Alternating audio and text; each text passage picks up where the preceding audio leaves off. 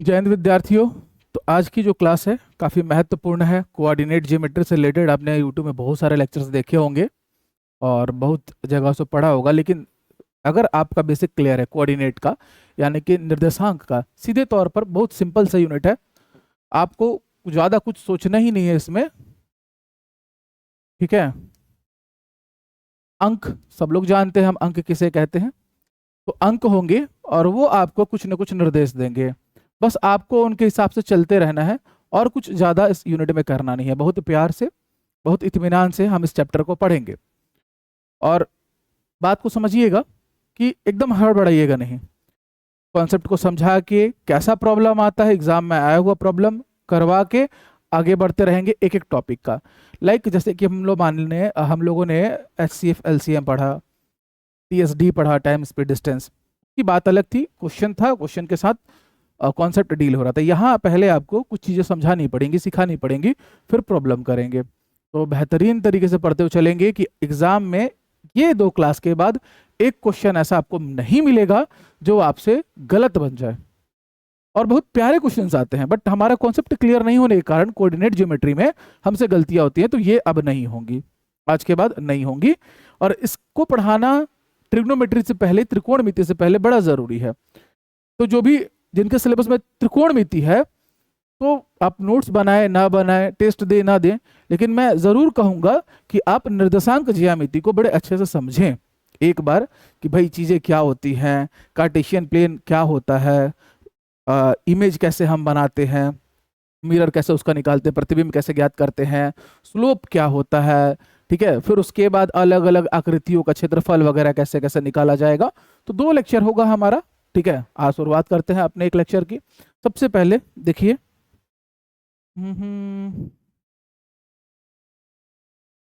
सबने इस लाइन को जान रखा है, पहचान रखा है।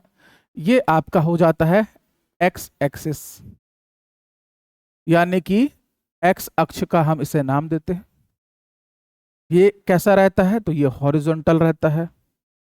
हॉरिजॉन्टल मतलब क्षैतिज, ठीक। उसके बाद ये वाला हो जाता है वाई एक्सिस। कैसा रहता है, वर्टिकल लाइन रहती है एक, यानी कि ऊर्ध्वाधर। शब्दों पर ध्यान देंगे, लिखेंगे भी, नोट्स भी बनाएंगे इसी तरीके से। अब जहां पर ये दोनों इंटरसेक्ट करते हैं, इस इंटरसेक्शन पॉइंट को हम लोग ओरिजिन का नाम देते हैं, यानी कि मूल बिंदु। अब ध्यान देना कि जब भी निर्देशांक ज्यामिति में हमें कोई निर्देशांक दर्शाना रहता है, तो हम 2 इस तरीके से लेते हैं। पहले वाले में एक्स अक्ष का, दूसरे में वाई अक्ष का निर्देशांक रिप्रेजेंट करते हैं। जो पहले आता है इसको नाम दिया जाता है अवयसिका, या हिंदी में कह लीजिए भुज, और इसको ऑर्डिनेट यानी कि कोटि कहा जाता है। तो यहां पर जो भी आपका आएगा वो भुज कहलाएगा, यहां जो आएगा वो कोटि कहलाएगा। एकदम इत्मीनान से पढ़ना है, कोई हड़बड़ी नहीं करना है, हल्का सा भी। प्रणाम प्रणाम अनिल जी, तुलसी प्रणाम। बहुत मजा आने वाला है आज के लेक्चर में, लिख के ले लो। आज के बाद कोऑर्डिनेट ज्योमेट्री अगर देख के क्वेश्चंस को थोड़ा भी फोबिया बचा होगा आप लोग का, तो मैं दावे के साथ कह सकता हूं आज और कल का लेक्चर पूरा कोऑर्डिनेट ज्योमेट्री आपका पानी की तरह क्रिस्टल क्लियर कर देगा। एडवांस मैथ्स है तो मजा तो बहुत आएगा, ठीक।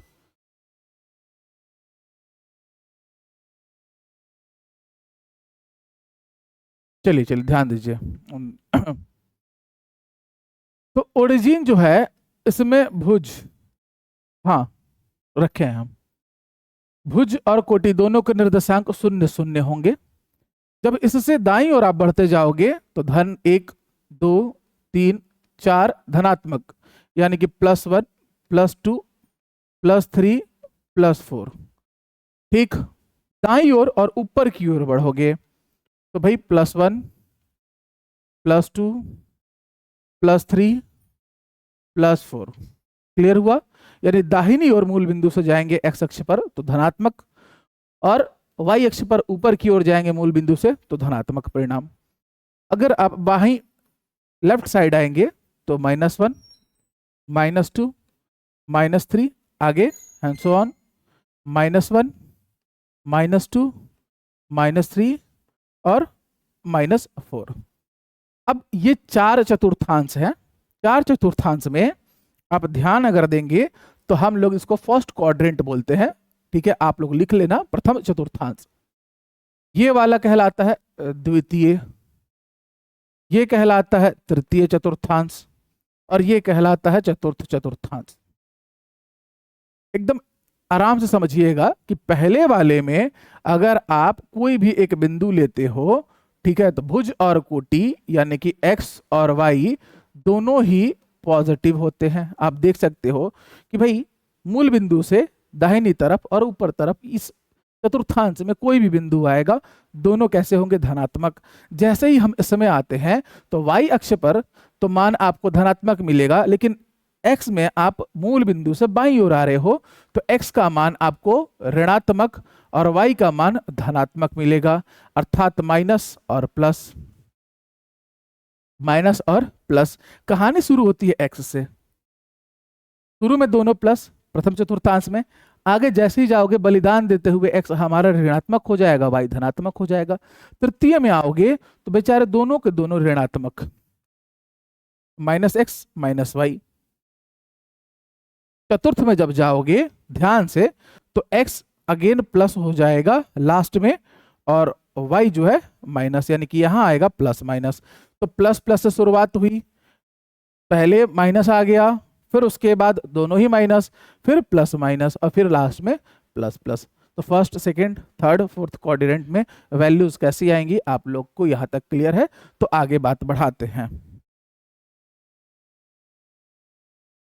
क्लियर है सब लोग को? आज कमेंट करते चलेंगे साथ में, बहुत इंपॉर्टेंट टॉपिक है और वर्ग 3 में इसको शामिल किया है।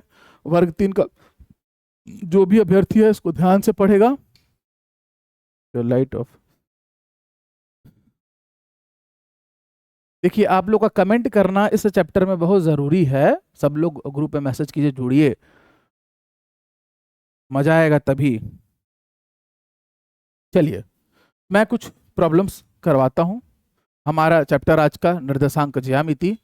तो अब कार्तीय तल यानी कि जिसको कार्टेशियन प्लेन बोला जाता है, ठीक, उसमें अक्ष और चतुर्थांश हम लोगों ने देखा। क्या देखा भाई? अक्ष हमारे कौन कौन से थे? तो x अक्ष और y अक्ष, x एक्सिस और y एक्सिस। चतुर्थांश कितने थे? तो सर 4 थे, प्रथम द्वितीय तृतीय और चतुर्थ चतुर्थांश। ठीक, ये हम लोग का क्लास नोट्स है, इसमें एक एक बात पूरा डिटेल में लिखा रहेगा, प्रिंटेबल फॉर्म में रहेगा। आप लोग आराम से एप्लीकेशन से बैच से डाउनलोड करके इसको प्रिंट करवा लेंगे। ठीक है, ये इस तरीके से नहीं होगा कि आपका बहुत ज्यादा खर्चा आएगा, कॉम्पैक्ट फॉर्मेट में रहता है, तो आप इत्मीनान से करवा सकते हैं। क्वेश्चन देखिए, यहाँ पर एक क्वेश्चन आ गया आपका कि पूछ रहा है आपसे, अब इस लेवल का प्रश्न नहीं आएगा, ये बेस बनाने के लिए है। ठीक है, बाद में लोग लिखते हैं यूट्यूब पर, शुरू का 5 मिनट देखते हैं वीडियो मेरा, अरे सर इतना आसान प्रश्न, अरे सर इतना आसान प्रश्न तो एग्जाम में पूछते ही नहीं है। भाई लेक्चर 2 घंटे की है, तो आप थोड़ा वहां तक आके और देख लो कि एग्जाम में तो मैं जो पढ़ा रहा हूँ वही आएगा, आपसे बनेगा कि नहीं। ठीक है, तो प्लीज जो भी देखता है, तो क्या कहते हैं उसको अंग्रेजी में, डोंट जज a book by its cover.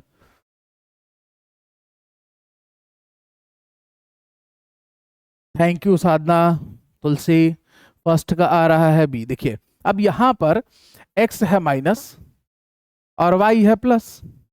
अब -x और +y 4 चतुर्थांश होते हैं। मैं बार बार इसको इसलिए क्लियर कर रहा हूं, आप लोग इतना तो मेरे पे भरोसा कर ही चुके होंगे कि ये आदमी बकवास नहीं करेगा, कोई भी चीज कह रहा है कि एकदम ध्यान से समझो, तो मतलब उसमें आगे बहुत कुछ और जुड़ने वाला है। तो थोड़ा शुरू में थोड़ा लगता है अटपटा सा, पहले में दोनों प्लस हो जाते हैं। x माइनस है मतलब पक्का पक्का -4 है x, यानी कि 1 2 3 4, ये रहा मूल बिंदु, ये आया होगा आपका x अक्ष पर -4, y पर 1 2 3 4 5, तो यहां से ये आया होगा -5। अब यहां से ऐसे आगे बढ़ा दो और ऐसे आगे बढ़ा दो, यहां पर जब ये दोनों मिलेंगे तो निर्देशांक बनेगा -4 5। इस तरीके से आप बनाएंगे। कॉन्सेप्ट क्लियर होते हुए चलना चाहिए कि आगे बिल्कुल आप लोग को दिक्कत ना हो। हर चीज का ट्रिक के साथ बताऊंगा मैं। तो हमें मिला, तो हमें दिखाई दिया कि भाई ये पहला चतुर्थांश नहीं है, ये कौन सा चतुर्थांश आ गया जहां पर -x और y हो गया, दूसरा। तो ऑप्शन में देखिए, तो बिल्कुल कौन सा चतुर्थांश, तो सेकंड। ठीक है, एकदम क्वेश्चन के साथ हम लोग आगे बढ़ेंगे क्योंकि बेसिक्स इसमें क्लियर करना बड़ा जरूरी है। Second quadrant, very good. 7 और -3, आप अपने नोट्स में, मैं ये जो कह रहा हूं ये बच्चे वाला काम लग रहा होगा कि सर ये क्या है सर, क्यों सर बनवा रहे हो कि 7 जो x है उसका मान 1 2 3 4 5 6 और 7 तक बनाओ, यहाँ पर 7 लिखो, धन 7 लिखो। y का मान -3 है, y माइनस कहाँ होता है, तो 1 2 और 3, यहाँ करने आएगा -3। फिर इन दोनों को एक्सटेंड करो, फिर इस लाइन को यहाँ से एक्सटेंड करो, यहाँ पास आएगा आपका 7, -3। ऐसे ही बनाओगे आप। परीक्षा में आपको कुछ नहीं करना है, आपको देखना है और बोल देना है कि क्या हो जाएगा। अच्छा, ऑर्डिनेट पूछा है तो भाई कोटि कौन होता है, तो कोटि होता है आपका दूसरा वाला, यानी कि -3। मैंने पोजीशन भी बना दिया उसका, कौन से चतुर्थांश में। अच्छा, 7 और -3, ठीक है।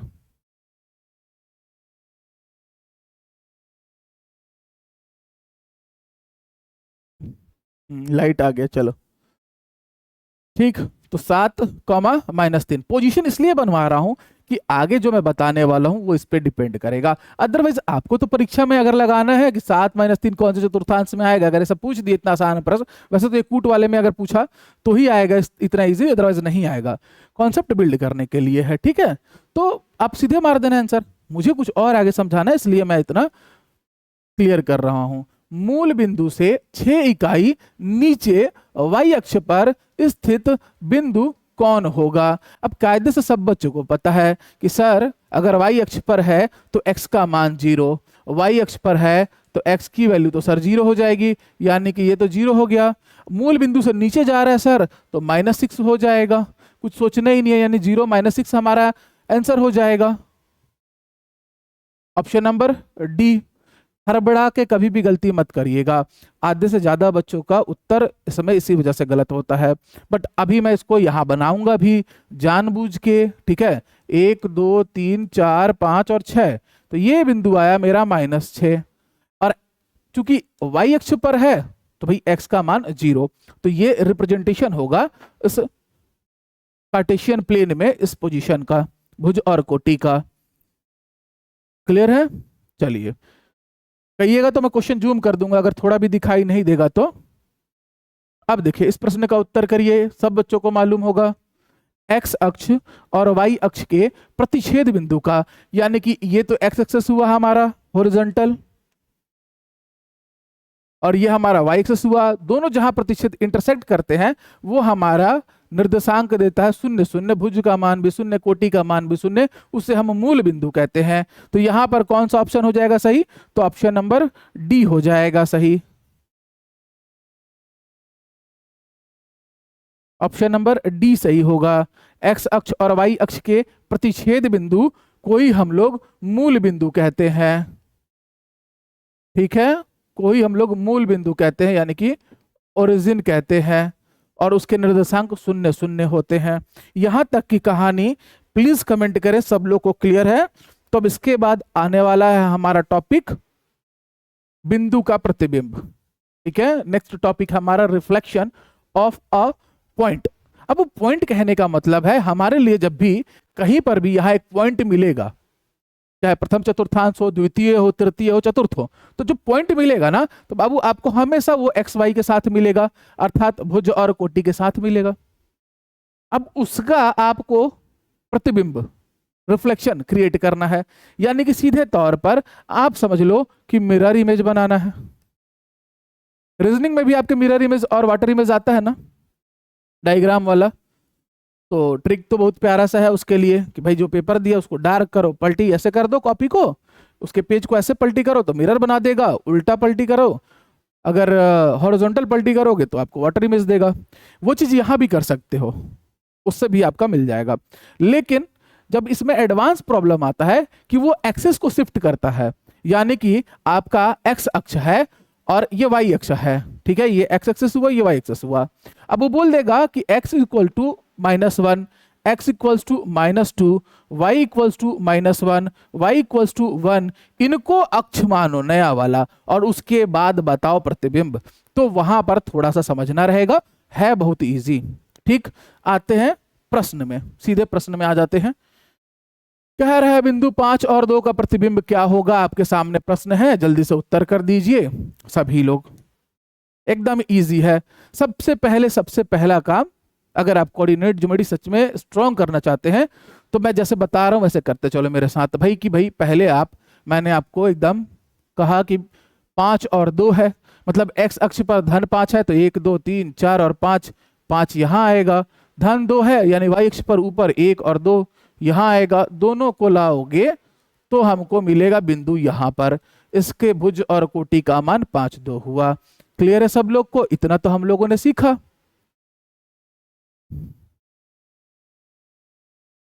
इतना तो हम सब लोगों ने सीख रखा है।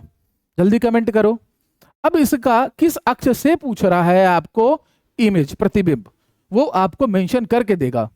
x equals to -1, x equals to -2, x equals to -3, y equals to 1, y equals to -1, y equals to 3, y equals to 5, जो उसको पूछना है पूछेगा। अभी सिंपली उसने केवल कहा है कि x अक्ष में प्रतिबिंब। अब मुझे ये बता दो कि इन दोनों में x अक्ष कौन है, y कौन है। तो आप लोग कहोगे सर ये वाला ना एक्सिस, तो x एक्सिस होता है, इतना क्या सोचने वाला बात। ठीक, यानी कि तय रहा कि x एक्सिस बनेगा आपका मिरर। क्लियर हुआ सब लोग को? अब ये मिरर की तरह काम करेगा, मतलब उसका प्रोजेक्शन, प्रतिबिंब x अक्ष को अगर लेके बना रहे हो तो बताओ कि ये बिंदु है, इसके लिए ऊपर कोई अक्ष है क्या? नहीं है। इधर कोई अक्ष है क्या? नहीं है। इधर कोई अक्ष है? हाँ y है, लेकिन y के लिए बोला नहीं है। बच कौन गया इसके लिए? x, और x के लिए बोला है, यानी कि इसका प्रतिबिंब इधर बनेगा। अब कितना बनेगा, कैसे बनेगा, जल्दी कमेंट करके अब तो आंसर कर दो। अब आंसर कर दीजिए सभी लोग। 5 और 2 है, x अक्ष में प्रतिबिंब बनाना है, सबको आंसर दिखाई दे रहा है, लेकिन कोई आंसर करना नहीं चाहता है। अब भाई 5 तो वही रहेगा, ठीक है। अब ये बिंदु यहां फॉर्म होगा, लेकिन कैसे? ऊपर 2 चढ़ा था तो नीचे में 2, कितना? -2। ये ऐसे यहां लाऊंगा, इसको यहां लाऊंगा, यहां इंटरसेक्शन होगा। 5 तो अभी भी 5 ही रहेगा, लेकिन ये -2 हो जाएगा। क्लियर हुआ कि नहीं सब लोग को? बताइए जल्दी से प्रतिबिंब। बहुत बढ़िया, वेरी गुड। 5 और -2, बहुत बढ़िया।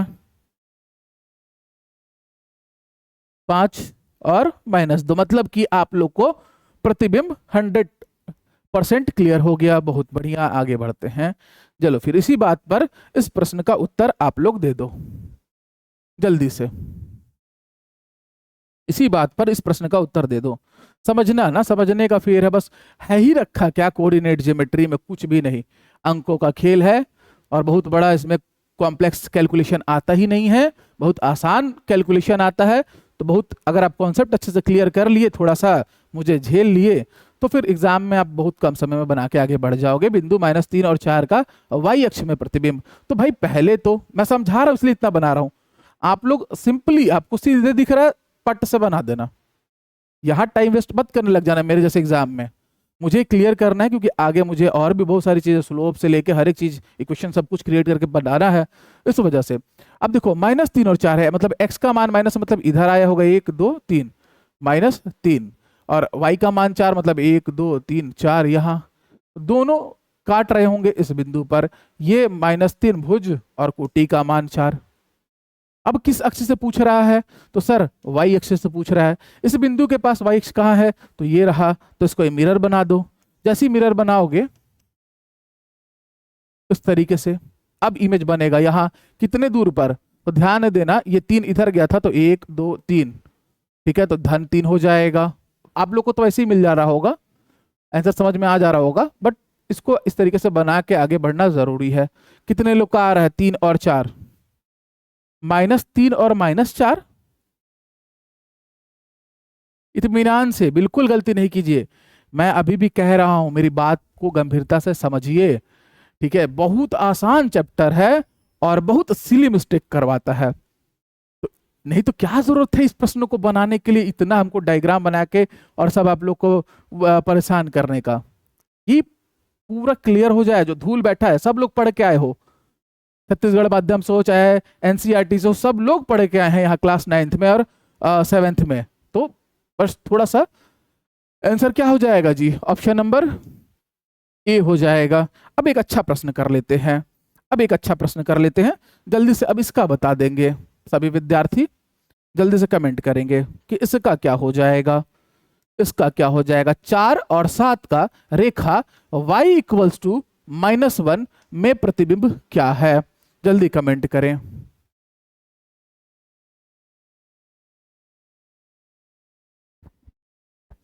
कितने लोग कोऑर्डिनेट ज्योमेट्री पहली बार पढ़ रहे हैं? पढ़ना तो सबने रखा है, तो अभी हाल फिलहाल जैसे सिलेबस में इंट्रोड्यूस किया छत्तीसगढ़ में इसको, तो एक बार कमेंट करके जरूर बताना, तो दूसरा लेक्चर और मजेदार बना के लाऊंगा। इसका उत्तर बता दीजिए जल्दी से मुझे।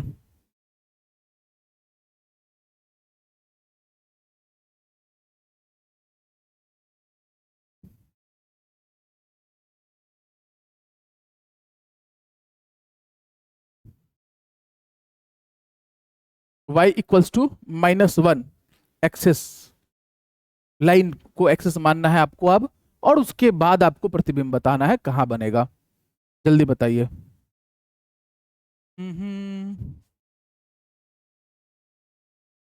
सबसे पहला काम, सबसे पहला काम, कभी कुछ समझना है तो चतुर्थांश तो एटलीस्ट बना ही लीजिए। अब y इक्वल्स टू -1 कह रहा है, तो ये देखो, ये अगर y एक्सेस है, इधर धनात्मक, इधर ये ऋणात्मक, और नीचे में y ऋणात्मक, यानी कि -1 यहाँ कहीं आता होगा, तो y इक्वल्स टू -1 की लाइन बनेगी।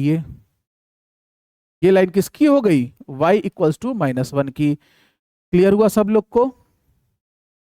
अब उसके बाद कह रहा है कि कोऑर्डिनेट क्या दिया हुआ हम लोग को, 4 और 7।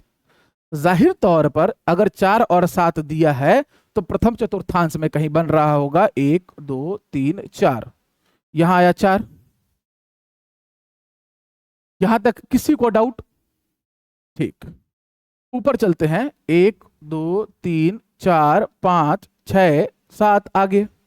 लेकिन मैं 7 आगे क्यों नहीं गया भाई? कायदे से 7 जाते, 4 यहां से ऐसे खींचते, 7 यहां से आ जाता, इस बिंदु पर आपको मिल जाता 4 और 7, उसका इमेज नीचे आता, और सीधे तौर पर आप लोग बता पाते कि भाई 4 और 7 है, अगर प्रथम का चतुर्थ में बने तो x का मान तो नहीं बदलेगा 4 और -7 हो जाएगा। तो 4 और -7 ऑप्शन में दिया भी है, तो बहुत सारे लोग ऑप्शन ए ले लेते, जो कि हो जाता गलत, जो कि होगा गलत ऑप्शन।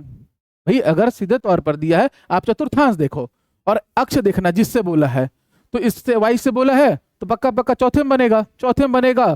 कोऑर्डिनेट्स जो है आप बदल दो, उनके चिन्ह बदल दो, आपको इमेज मिल जाता है, लेकिन उस शर्त पर जब x अक्ष और y अक्ष दिया हो। यहां पर जो है उसने बोला है y इक्वल्स टू -1 को आपको एक्सिस मानना है, यानी कि मिरर जो बनेगा, मिरर जो बनेगा वो ये बनेगा, इस कोऑर्डिनेट के लिए मिरर जो बनेगा ये बनेगा। क्लियर हुआ? अब इसके बनने से क्या होगा कि एक नीचे खसक गया कि नहीं, ये y अक्ष, कमेंट करिए क्लियर है कि नहीं। सी ऑप्शन 4, -9, नहीं नहीं, अच्छा हाँ 4, -9, ठीक, वेरी गुड। बाकी लोग का ए आ ही गया था, मैं काट दिया इसीलिए पहले ही।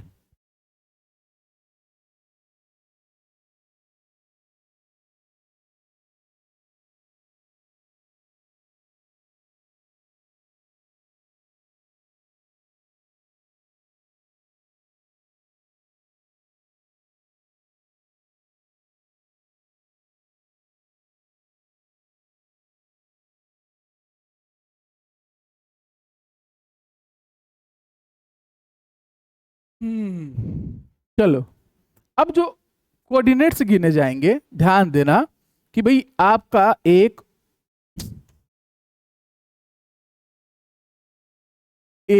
2 3 और 4 मान लो यहां आ गया, एक्स अक्ष में जा रहा है दाहिनी तरफ, तो हमेशा धनात्मक। यहां से गिनना चालू करो तो 1 2 3 4 5 6 7, यानी कि कायदे से ये हमारा था ओरिजिन, लेकिन एक नीचे आने की वजह से हम ऊपर कहाँ तक के जाएंगे, तो 6 तक के जाएंगे, और एक यहाँ रहा और 6 ऊपर। तो ये जो 6 हमारा पहले आता था अक्ष पर, वो हमारा अब बन जाएगा, यहां पर हमारा 4 और 7 आएगा, यहां पर इस बिंदु पर हमारा 4 और 7 आएगा। क्लियर है सब लोग को? इस बिंदु पर जाके हमारा 4 और 7 आएगा।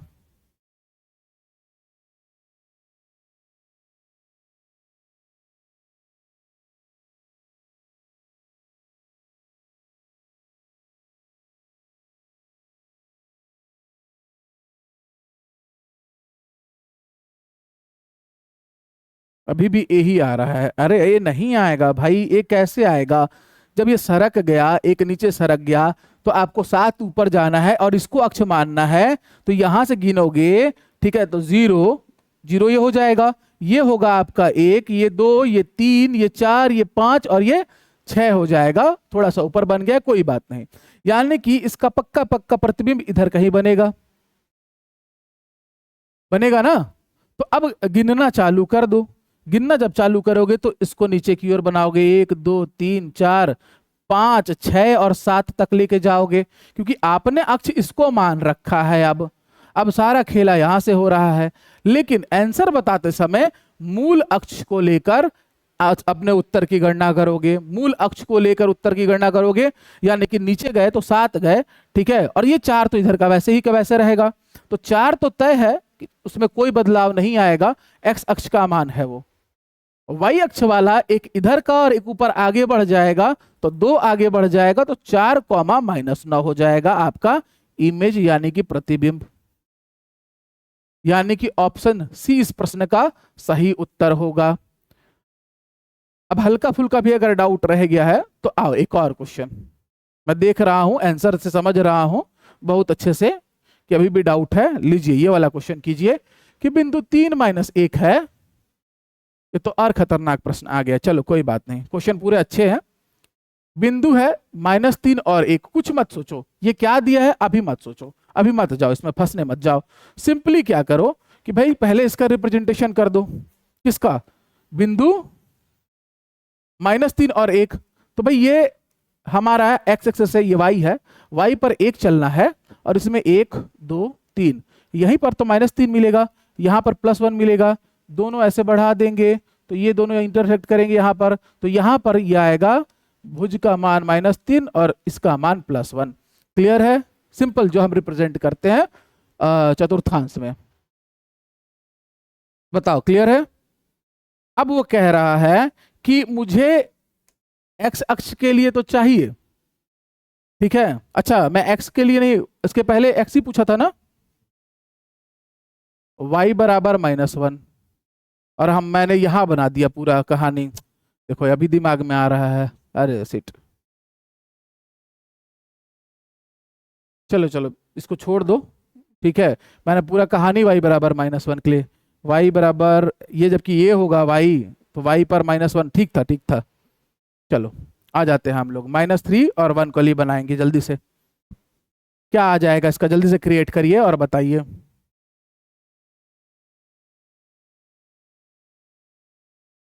ठीक था ठीक था, y बराबर -1 का लाइन वहीं क्रिएट होगा जहां y का मान -1 होगा। यहां पर x बराबर -2 बोला है, घबराना नहीं है, पहले आपने जो रिप्रेजेंटेशन किया किया। अब x बराबर -2 आपको कहाँ मिलता है इस लाइन में? तो आप लोग कहोगे सर ओरिजिन है वहां से 2 खसक जाओ, यानी कि सर 1 -2। यहां पर सर आप बनाओगे, ध्यान से समझना, -2 की लाइन, तो ये वाली लाइन हुई x बराबर -2 की लाइन, x बराबर -2 की रेखा ये वाली हुई। इससे आपको इमेज बताना है, प्रतिबिंब बताना है, इससे आपको इमेज बताना है, प्रतिबिंब बताना है। जो बिंदु है वो यहाँ कने है, तो ये इमेज इस तरीके से इधर से पॉलिश किया जाएगा, तो इसके लिए मिरर का काम करेगा।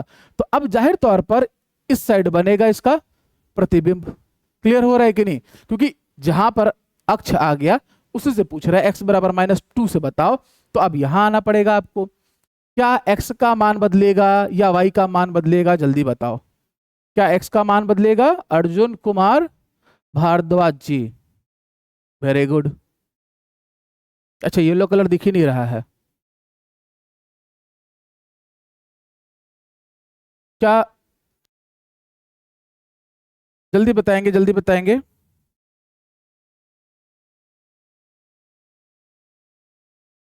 सेवन, ठीक।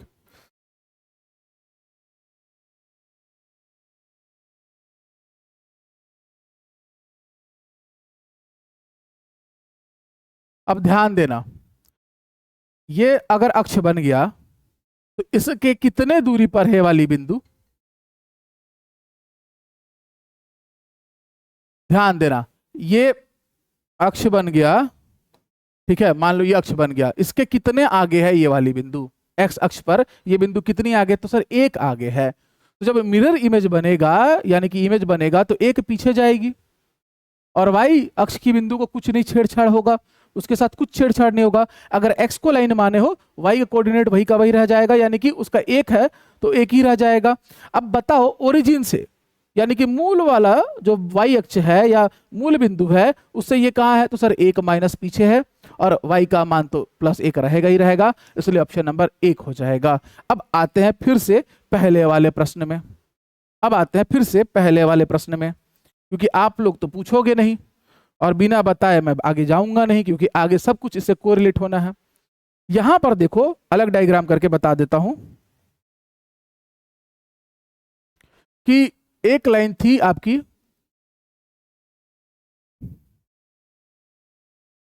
ये रही आपकी ओरिजिनल वाली, इसको डॉटेड कर दिया मैंने। y बराबर -1 पर बोला है, y बराबर -1 पर बोला है आपको बनाने।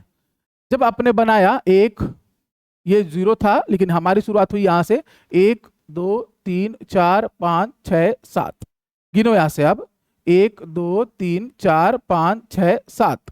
तो अगर इसके इधर से यहां से गिनोगे, ठीक है, 0 1 2 3 4 5 6 7, तो ठीक इधर भी उतने बनाए जाएंगे, यानी कि 1 2 3 4 5 6 7।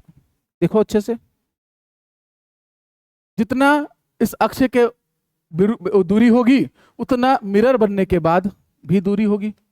अब क्लियर हुआ सब लोग को? तो ये इधर नीचे की तरफ आ जाएगा, इसीलिए वो जाके -9 हो गया था। क्लियर है? आ जाइए, ये दोनों प्रश्न ध्यान से समझो। अब एक और अगर प्रश्न होगा तो मैं देखता हूं। ये क्लियर हुआ कि नहीं पहले बताओ? y के लिए भूल जाओ, जब भी अगर आपको x के लिए बोला तो बस केवल x को देखो। तो -3 यहां पर आएगा, वेरी गुड। बोल दिया x -2 है, तो भाई इस अक्ष से ये कितना आगे है? एक आगे है, तो जो प्रतिबिंब बनेगा कितना आगे बनेगा? पीछे बनेगा, एक बनेगा। अरे भाई आपने मिरर इमेज, वाटर इमेज भी पढ़ा है, तो मान लो कि यहाँ हमारा रहता था कोई ऐसा लेटर बताओ जिसका मिरर इमेज प्रतिबिंब ऐसा बनाते हैं, इसका क्या बनेगा इधर? अगर मैं इसको बोल दूं कि ये मिरर है मेरा, तो आप जो सबसे पास का बिंदु रहता है उसको लेते हो, ऐसे जाते हो, फिर जो ये ऐसा बिंदु रहता है ऐसा बनता है, इस तरह बनाते हो कि नहीं? तो अगर ये आगे में एक है, इसके प्लस माइनस सब भूल जाओ, तो ये इसका इमेज पीछे में एक बनाएगा, और पीछे में एक ओरिजिन है अगर ये 0 0, तो इसका कितना निर्देशांक है? -1, तो इसलिए x का मिला -1 और y का तो +1 रहेगा ही, इसलिए आंसर हो गया -1 +1। आई थिंक अब अंडरस्टैंड हो गया होगा, क्लियर हो गया होगा। नहीं हुआ होगा तो भी प्लीज कमेंट करो, मैं फिर बताऊंगा एक और अच्छे प्रश्न के साथ।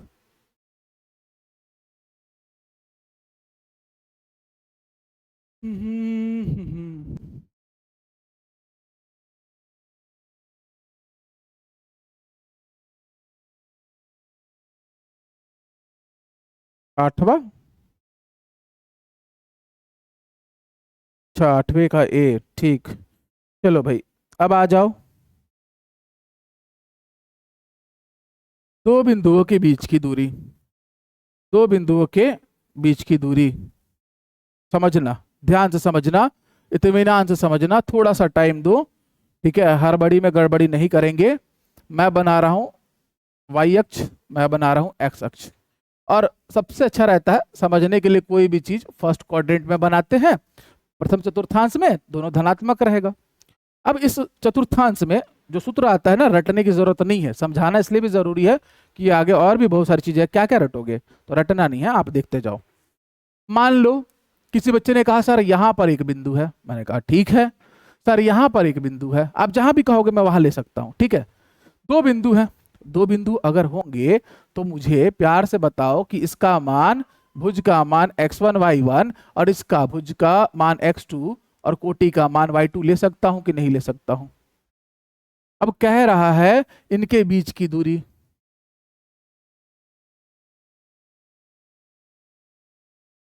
ए और बी के बीच की distance between A and B, मतलब ये पॉइंट ए है और ये पॉइंट बी है, इसके बीच की दूरी बता दो। बीच की दूरी क्या होगी? एक एक बच्चे को पता है, एक एक बच्चे को पता है कि डायरेक्ट फॉर्मूला आप लोग रट लिए होगे, है ना। ये रहा इनके बीच का दूरी, यही होगा ना इनके बीच का दूरी। अब यहीं से शुरुआत हो जाती है त्रिकोणमिति की। ध्यान देना कैसे कि भाई वहां पर भी यही सब चीजें आएंगी, प्रथम द्वितीय तृतीय चतुर्थांश आएगा, इसलिए थोड़ा सा समय दे दो मुझे, है ना। अब मैं कुछ नहीं कर रहा हूं ना, मैं बस कह रहा हूं कि भाई इसको मिला दो। तो आप लोगों ने कहा ठीक है मिला देते हैं, मैंने कहा इसको भी फिर मिला दो, आप लोगों ने कहा ठीक है सर मिला देते हैं। तो मैं पूछूंगा कि बताओ तो इस बिंदु की और इस बिंदु का मान क्या है? तो आप कहोगे सर जब हम मूल बिंदु से आगे बढ़ते हैं तो ये वाले का मान x1 है, जब इसी मूल बिंदु से आगे बढ़ते हैं तो ये वाले का मान x2 है। मैं कहूंगा अरे वाह वेरी गुड। जब हम ऊर्ध्वाधर दिशा में बढ़ते हैं तो इस वाले का मान y1 है सर, अच्छा, और इस वाले का मान y2 है सर, वेरी गुड। बताओ इसमें किसी को कोई डाउट? बिल्कुल डाउट नहीं होगा। किसी को कुछ डाउट? बिल्कुल डाउट नहीं होगा। मैं कहूंगा कि इसको मिला दो, तो आप लोग कहोगे ठीक है मिला देते हैं। मैं पूछूंगा कि ठीक है ये x1 है यहां तक, ये x2 है, तो ये वाला दूरी बताओगे क्या? तो आप लोग कहोगे सर x2 माइनस x1 तो है। मैं कहूंगा अरे वाह क्या बात है। फिर मैं पूछूंगा कि यहां तक y2 है और यहां तक y1 है, तो ये वाले का मान बताओ।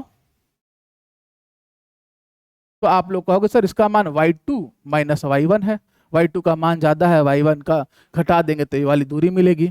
तो इस तरीके से मुझे एक इस तरीके का त्रिभुज मिला, ठीक है, जो समकोण है और उसके लंब का मान है y2 माइनस y1 और आधार का मान है x2 माइनस x1 और दूरी जो है वो है कर्ण। तो कर्ण का फॉर्मूला सबको याद है कि कर्ण क्या होता है? तो कर्ण होता है, कर्ण होता है, क्या होता है जी बता दो जल्दी से? लंब का वर्ग धन आधार का वर्ग। भाई दोनों का मान कितना है? तो भाई एक का मान है x2 माइनस x1, उसका स्क्वायर कर दो, plus y2 minus y1 square कर दो। यही है डिस्टेंस का फॉर्मूला। अब मैंने ये क्यों समझाया आप लोग को इस तरीके से निकाल के, रीजन है इसके पीछे कि ये क्लियर हो गया तो स्लोप वगैरह का फॉर्मूला भी इन दोनों के डिवीजन से मिल जाएगा। प्रवणता जो आती है निर्देशांक ज्यामिति में स्मॉल एम से जिसे हम रिप्रेजेंट करते हैं, जिसका मान टेन थीटा होता है। टेन थीटा एक एक बच्चे को पता है, लंब बटा आधार होता है। तो आपको प्रवणता का सूत्र भी यहीं से इसी तरीके से निकाल के मैं वहां भी बताता, y2 माइनस y1 बटे x2 माइनस x1। कहां से आता है? यहीं से आता है। तो बताइए जल्दी से, क्लियर है सब लोग को? तो आगे बढ़ते हैं, कुछ प्रॉब्लम करते हैं इसके। दूरी का सूत्र सब लोग को क्लियर हुआ? याद करने की जरूरत है क्या आज के बाद? डिस्टेंस का फॉर्मूला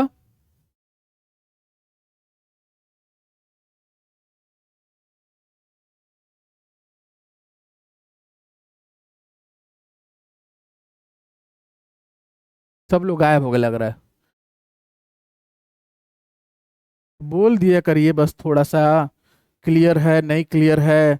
इतना डीप जाके आप लोग को फॉर्मूला तक याद करवा रहे हैं, ऐसे आप लोग कमेंट ही नहीं करोगे, बताओगे ही नहीं, तो बताओ कैसे पता चलेगा कि और उसको इलेबरेट करके समझाना है या ठीक है। Thank you. तो अब बताओ ये याद रहेगा सब लोग को कि हमेशा लंब का मान हमारा y2 माइनस y1 आएगा और आधार का मान x2 माइनस x1 आएगा, इसको कोई नहीं बदल सकता। इसीलिए त्रिकोणमिति में भी बड़ा काम आने वाला है। चतुर्थांश में जाहिर तौर पर हमेशा हॉरिजॉन्टल लाइन x एक्सिस की होगी, तो हमेशा इसका मान x2 माइनस x1 आएगा आधार का मान, और लंब का मान y2 माइनस y1 आएगा। इस केस में जब दो बिंदुओं के बीच की दूरी लोगे तो इसका मान कितना आ गया? सबको पता चल गया कि भाई x2 माइनस x1 का स्क्वायर। थोड़ा सा ये y2 x2 में चलता है ना तो बच्चे बहुत चिढ़ते हैं नहीं कि क्या है ये, लेकिन देखो कितना आसान है। अब आ जाओ प्रश्न में। अब इन दोनों बिंदुओं के बीच की दूरी बतानी है, इन दोनों बिंदुओं के बीच की दूरी बतानी है, बता दो फटाक से बता दो। सबसे पहले हमेशा x1 x2 का मान एक जगह रख लो, y1 y2 का मान एक जगह रख लो, गलती नहीं होगी। अदरवाइज अगर आप बना सकते हो तो बिंदास बनाओ कि भाई फॉर्मूला सीधे x2 माइनस x1 का square plus y2 minus y1 का स्क्वायर, ले जाके मान रख दियो। x2 का मान कितना है, तो आप लोग कहोगे सर ये x2 है, ये x1 है, ये y1 है, ये y2 है, तो x2 का मान 11 माइनस 3 की घात 2 धन y2 का मान 5 माइनस 8 की घात 2। अच्छा, अंदर में माइनस प्लस कुछ भी रहे, वर्ग हो रहा है तो प्लस ही हो जाना है। बना दो और बता दो कितना आंसर आया। 11 माइनस 3 तो इसका आ गया होगा 64, और इसका आया होगा 8 में से 5 गए तो इसका आया होगा 9। 9 4 13 और 6 1 7, 73 करनी में ऑप्शन नंबर सी जो है इस प्रश्न के लिए सही उत्तर। तो दूरी आता है। दूरी का कॉन्सेप्ट इसलिए भी जरूरी है कि बहुत बार कुछ क्वेश्चंस आते हैं, पहले एक दो क्वेश्चन और करवा दूं फिर मैं बता रहा हूं, और उसको दूरी से हल मत करना, मैं बताऊंगा कैसे करना है। इस प्रश्न को बना दीजिए जल्दी से। दूरी आपको दिया हुआ है, मतलब तय रहा कि करनी में x2 माइनस x1। अब मैं भाई लो, मैं यहां लिख दे रहा हूं, उसके बाद तो मुझे लिखने दोगे ना, ठीक है। x2 मेरा कितना है, तो k माइनस 4 की घात 2 धन y2 कितना है माइनस 4, y1 कितना है माइनस 8 पूरे की घात 2, और इस पूरे का मान कितना दिया हुआ है, 13 दिया हुआ है। जल्दी से सॉल्व करके कमेंट कर देंगे विद्यार्थी, जल्दी से सॉल्व करके आप लोग कमेंट कीजिए, एकदम सिंपल चीज तो है ये।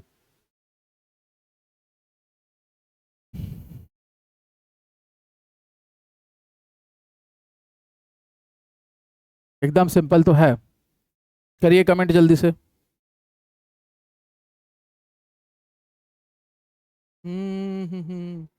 बैच वगैरह की जानकारी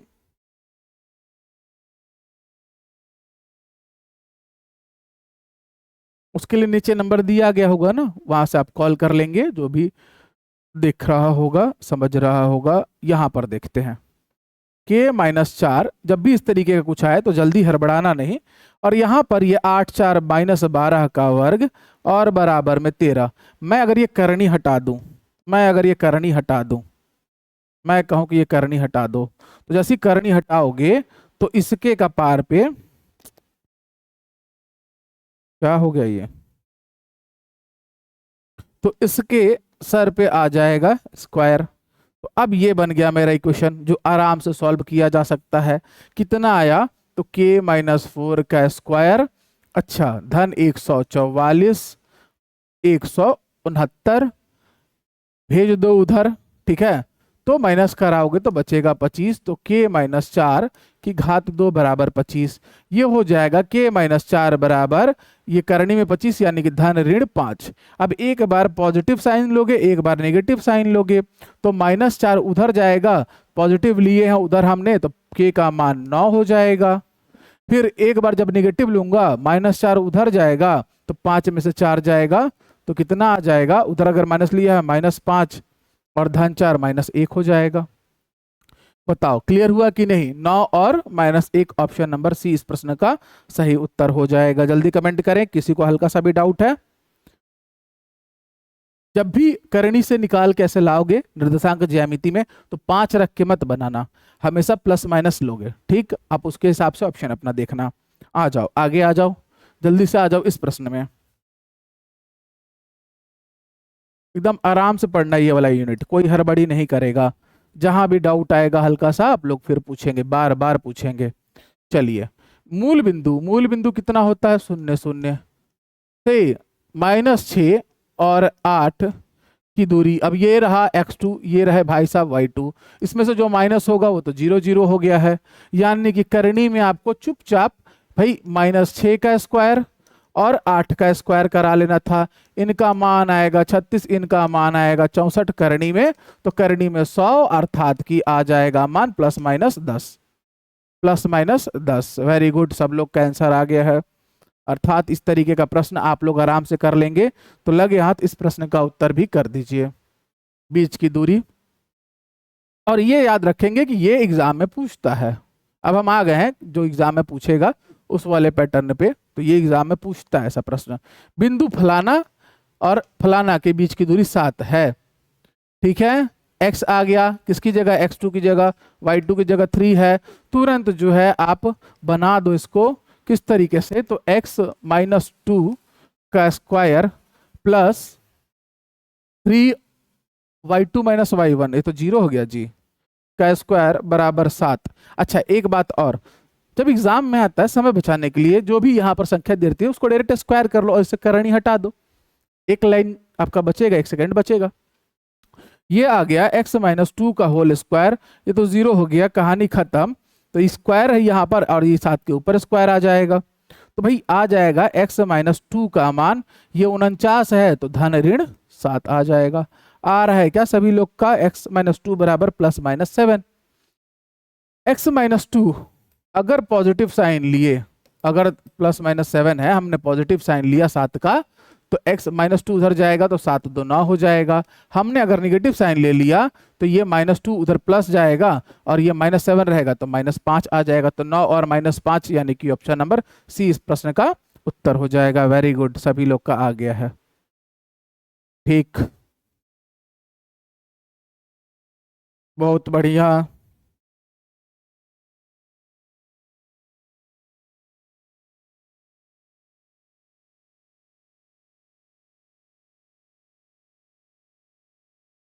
चलो अब हमारा अगला टॉपिक है आंतरिक विभाजन और बाह्य विभाजन। हमने अभी तक अपने लेक्चर में उनके निरूपण को देखा, स्थान को देखा, निर्देशांकों को, फिर प्रतिबिंब को देखा, फिर हमने सीखा बीच की दूरी निकालना। अब हम पढ़ने जा रहे हैं आंतरिक विभाजन। दो बिंदु अगर दिए हुए हैं तो एक अनुपात में उनका आंतरिक और बाह्य विभाजन किस तरीके से होगा। तो हेडिंग डालोगे डिवीजन। कलर दिखाई दे रहा है, ये नहीं दिखाई दे रहा, मुझे नहीं दिखाई दे रहा, वो तो आप लोग को कैसे दिखाई देगा।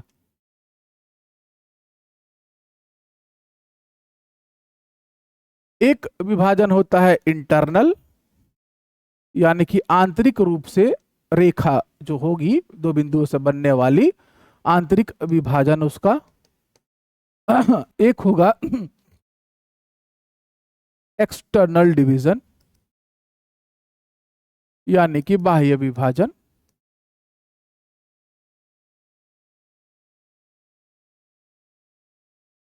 क्लियर हुआ सब लोग को?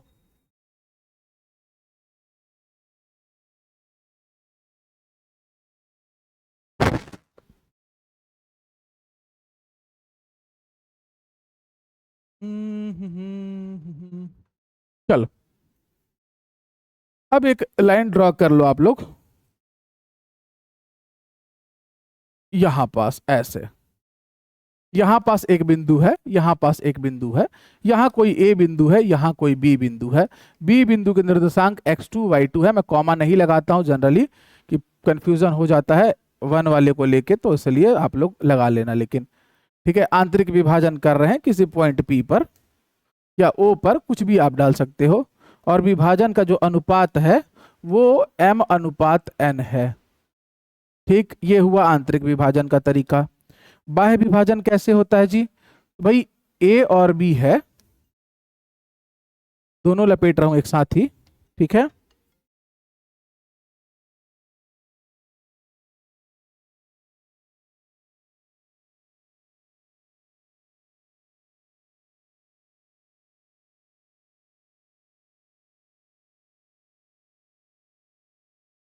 पास ले रहा हूं।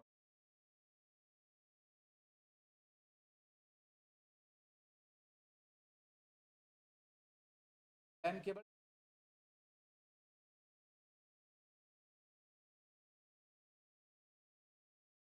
चलिए ध्यान देते हैं अब इस बात पर। ठीक, तब जब बाह्य विभाजन बोलेगा ए और बी बिंदु का, तो ये वाली जो लाइन है ये आप एक्सटेंड कर देंगे इस बिंदु तक, और यहां पर जैसे P आया था वो P बिंदु यहां आ जाएगा। और M और N का रेशियो, मतलब N आपका पूरा चले जाएगा M, और N जो रहेगा यहां से लेकर यहां तक के लिए रहेगा MN का रेशियो। तो यानी कि यहां पर भी M और N के अनुपात में विभाजित तो होगा, लेकिन किस तरीके से होगा थोड़ी देर में बताता हूं, पहले आंतरिक विभाजन बता दूं। जब भी आंतरिक विभाजन बोलेगा आपको करना नहीं है कुछ, M को ले आओगे इधर और N को ले आओगे इधर। ठीक है, यानी कि सीधे तौर पर x2 y2 से जो संबंध बनेगा m का और x1 y1 से संबंध बनेगा n का। जब x की फैमिली रहेगी तो x की ही फैमिली रहेगी, जब y की फैमिली रहेगी तो y की ही फैमिली रहेगी।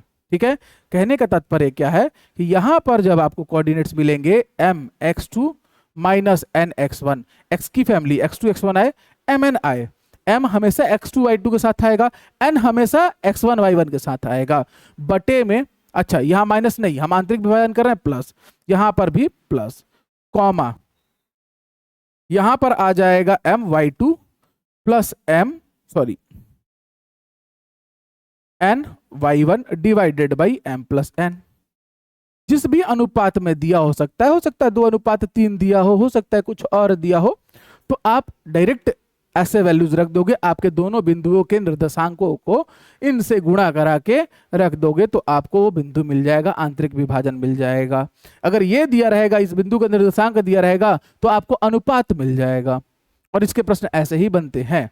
ठीक, बाह्य विभाजन में क्या होगा भाई, इसके भी निर्देशांक x1 y1, बी वाले के x2 y2, काम वही होगा, x की फैमिली एक साथ आएगी, m x2 n x1 बटे में mn, जैसे वहां आए थे, यहां पर भी m y2 n y1 बटे में mn। तो सर अंतर क्या है, बाह्य विभाजन और आंतरिक विभाजन में अंतर क्या है, वहां प्लस आया था तो बाबू यहां माइनस आएगा, वहां प्लस आया था तो यहां पर माइनस आ जाएगा। क्लियर हुआ सब लोग को, अच्छे से क्लियर हुआ आंतरिक विभाजन और बाह्य विभाजन। बहुत बार स्टूडेंट्स को ये डाउट आएगा जब क्वेश्चन करेंगे कि रेशियो जब निकालोगे, ठीक है, आपको बोले नहीं रहेगा परीक्षा में कि आंतरिक विभाजन से बनाओ बाह्य विभाजन से बनाओ, तो वहां बच्चे बार बार कंफ्यूज होते हैं, ये चीज मैंने फेस की है, बता रहा हूं आपको।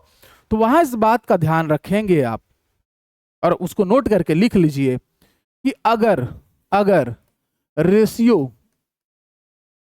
व्हाट रेशियो, m और n का अनुपात अगर धनात्मक आया और अगर ऋणात्मक आया तो जो डिविजनल है, अगर धनात्मक आ गया तो इंटरनल है, अगर ऋणात्मक आ गया तो एक्सटर्नल डिवीजन था वो। इसको नोट करके लिख लेना, बहुत इंपॉर्टेंट पॉइंट है, बहुत बार नहीं दिए रहेगा और आपसे बस पूछ देगा आंतरिक विभाजन है बाह्य विभाजन, तो अगर आपका सॉल्व करने के बाद आप आंतरिक विभाजन से ही सॉल्व करने जाओगे, इसी से सॉल्व करने जाना, इसी फॉर्मूले से। अगर पॉजिटिव आ गया तो आंतरिक विभाजन का है, अगर नेगेटिव आ गया मतलब वो बाह्य विभाजन का, वहां पर बिंदुओं का बाह्य विभाजन हुआ है। ठीक है, अब ये चीज क्लियर कैसे होगी, तो वो होगी क्वेश्चन से। तो भाई ठीक है, क्वेश्चन पर आ जाते हैं, आप लोग भी आ जाओ और फटाफट आंसर अब करना चालू कर दो। एक क्वेश्चन मैं बना के दिखा देता हूं आपको अच्छे से, फिर आप लोग बना लेना। और हाँ, मैं फिर बता रहा हूं, बार बार ये गलती मत करो, ऑफर जो चल रहा है 499 का चल रहा है अभी के लिए बस, इसके बाद कभी इस रेट में, ठीक है, इस कॉस्ट पर मैं अफोर्ड कर नहीं पाऊंगा, मैं इसका, इसके लिए मैं दिल से माफी चाहूंगा मेरे सभी बच्चों से। तो ये लास्ट है रक्षाबंधन तक के, और एप्लीकेशन का नाम प्रेमजीत फाउंडेशन है। आप कोई और एप्लीकेशन डाउनलोड करेंगे उसके बाद रिफंड वगैरह की बातें होंगी, तो मेरे पास नहीं है भाई, मतलब एक तो चीजें वैसी हो चुकी हैं, तो इस बात का प्लीज ध्यान रखेंगे विद्यार्थीगण। एप्लीकेशन प्रेमजीत फाउंडेशन के नाम से डाउनलोड करेंगे। अब देखो, एक बिंदु बी बिंदु और m और n का मान 4:3 दिया है, कह रहा है आंतरिक रूप से विभाजित करने पर बिंदुओं के निर्देशांक क्या होंगे। मैंने यही तो कहानी आपको पढ़ाई अभी कि एक a बिंदु रहेगा जिसमें x1 और y1 के निर्देशांक रहेंगे, एक b बिंदु रहेगा जिसके पास x2 और y2 के निर्देशांक रहेंगे, और एक m/n रहेगा जो यहाँ पर 4:3 दिया हुआ है। तो 4:3 दिया है, तो मैं एक एक चीज लिख के बता देता हूं कि m का मान भैले 4, n का मान भैले 3, x1 का मान भैले 3, ठीक है, x2 का मान भैले -5, y1 का मान -8, y2 का मान, मेरा काम है समझाना, आप एग्जाम में ये मत करने लग जाना। फॉर्मूला क्या कहता है सर, फॉर्मूला कहता है mx2 plus nx1 divided by m+1, पहला बिंदु मिला, दूसरा my2 प्लस ny1 फिर m+n, दूसरा बिंदु मिला, आपका आंसर आ जाएगा।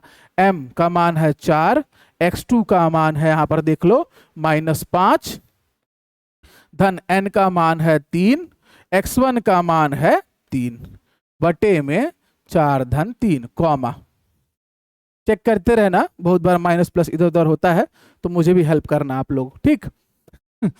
चलो 4 m का मान, y2 का मान -1, फिर प्लस n का मान 3 और y1 का मान -8 डिवाइडेड बाई 4 धन 3 m प्लस n। अब इसको सॉल्व कर दो, आपका आंसर आ गया। सॉल्व करने जब जाता हूं, देखो यहां समझाना मेरा जिम्मेदारी है, वहां जब बनाओगे आपको यही आंसर दिख जाएगा, टिक मार के आगे बढ़ जाना। ये काम मत करने लगना, डायरेक्ट ये लाइन आनी चाहिए एग्जाम हॉल में आपकी, ये लाइन से आप बनाओगे क्वेश्चन को। भाई क्या ही देखना है, सब तो दिया है, ठीक। तो अब ये लाइन बनाने के बाद फट से आंसर भी मार देना यही देख के कि भाई -20 हुआ, धन 9 हुआ, -20, 4 बचे -20, ठीक है ना, ये mx2, ठीक, वेरी गुड। हाँ तो -20 और धन 9 यानी कि -11 बटे में 7 कहीं दिखाई दे रहा है, -11 बटे में 7 ये ऑप्शन में दिखाई दे रहा है, एक ठोक x में आएगा, -11 बटे 7 मेरा आंसर हो गया। मैं आगे बनाने नहीं जाऊंगा, लेकिन समझना है, समझिए यहाँ पर कॉमा, ये वाला -4 और -24 कितना हो जाएगा, -4 और -24 -28 बटे 7, 7 चौक 28 -4, ये मेरा आंसर आ गया, -11 बटे 7 और -4, ऑप्शन नंबर ए। क्लास लंबी होगी, तय रहा, अब से पूरी क्लासेस लंबी ही होने वाली हैं और बहुत प्यार से, बहुत इत्मीनान से पढ़ाया जाएगा, ठीक। चलो इसी बात पर, इसी खुशी में आप लोग ये प्रश्न बना दो कि इनका मध्य बिंदु क्या आएगा। भाई कभी भी किसी चीज का मध्य बिंदु कब मिलता है हम लोग को, इस तरीके से एग्जाम में प्रश्न करता है, इंपॉर्टेंट है ये, याद रखना। आपको मध्य बिंदु कब मिलेगा, कोई भी बिंदु है, ये बी है, मान लो ये ए है, इसके मान कितने दिए हैं, -5 और 6, बी वाले के मान कितने दिए हैं, 7,3। मध्य बिंदु जो बीचों बीच विभाजित करे, यानी कि m रेशियो n अगर है तो 1:1 में ले लो, बराबर अनुपात 2:2 में ले लो, 3:3 में ले लो, 4:4 में ले लो, दोनों का अनुपात बराबर रहेगा, यानी कि पक्का पक्का बीच में ही तो आएगा ना मध्य बिंदु। उस मध्य बिंदु का निर्देशांक पूछा है, यानी कि यहाँ पर जो x y आएगा उसके आप ऑर्डिनेट्स का मान बता दो। तो जल्दी से आप लोग बता दो, डायरेक्ट एग्जाम में जब आएगा ये तो फॉर्मूला हम आंतरिक विभाजन का ही लगाएंगे, ठीक है। तो m किसके साथ आता है, पहले x2 के साथ, तो m का मान हमने 1 ले लिया है, क्योंकि m और n का मान 1 ले लिया तो कहानी वही खत्म हो जाती है, 7 और उसके बाद -5 बटे में 1 और 1 m प्लस n 2। साथ ही साथ अब देखो कहीं पर आंसर आ रहा है 1 पहले ऑप्शन में आ रहा है, दूसरे के लिए भी चेक कर लेते हैं कि भाई m और n का मान तो 1 है, तो m का मान y2 से गुणा करें तो 3 धन 6 से गुणा करें और बटे में 2, तो यानी कि 2/2 यानी 1 और 9/2 हमारे इस प्रश्न का उत्तर आया एक लाइन में। ऑप्शन नंबर ए इस प्रश्न का सही उत्तर, 15वें का ए, वेरी गुड। थोड़ा सा बोरिंग लग रहा होगा, आई अंडरस्टैंड, है ही चैप्टर ऐसा, बट भरोसा रखो एकदम बेसिक से हम लोग आगे बढ़ते हुए जाएंगे तो हमें कोई भी एग्जाम हॉल में परेशान नहीं कर सकता, चाहे किसी भी तरीके का प्रश्न दे दे। तो अब एक बात बताओ, मध्य बिंदु करके भी पूछेगा तो आप लोग घबराओगे क्या, थोड़ा सा भी नहीं घबराओगे।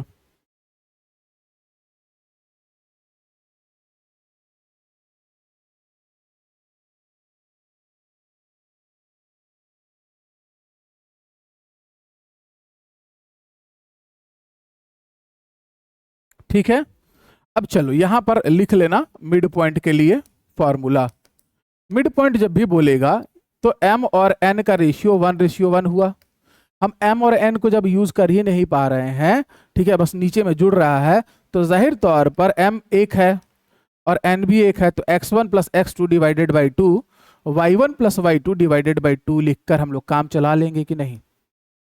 क्यों m और उसको देखकर गुणा कराते रहना है, अगर जब भी मिड पॉइंट बोल दिया तो उसका मान पक्का पक्का x1 plus x2 divided by 2, y1 plus y2 divided by 2 हो जाएगा। बताइए सब लोग को क्लियर है कि नहीं क्लियर है, जल्दी बताइए, जल्दी कमेंट करिए। x1 plus x2 divided by 2, y1 plus y2 divided by 2।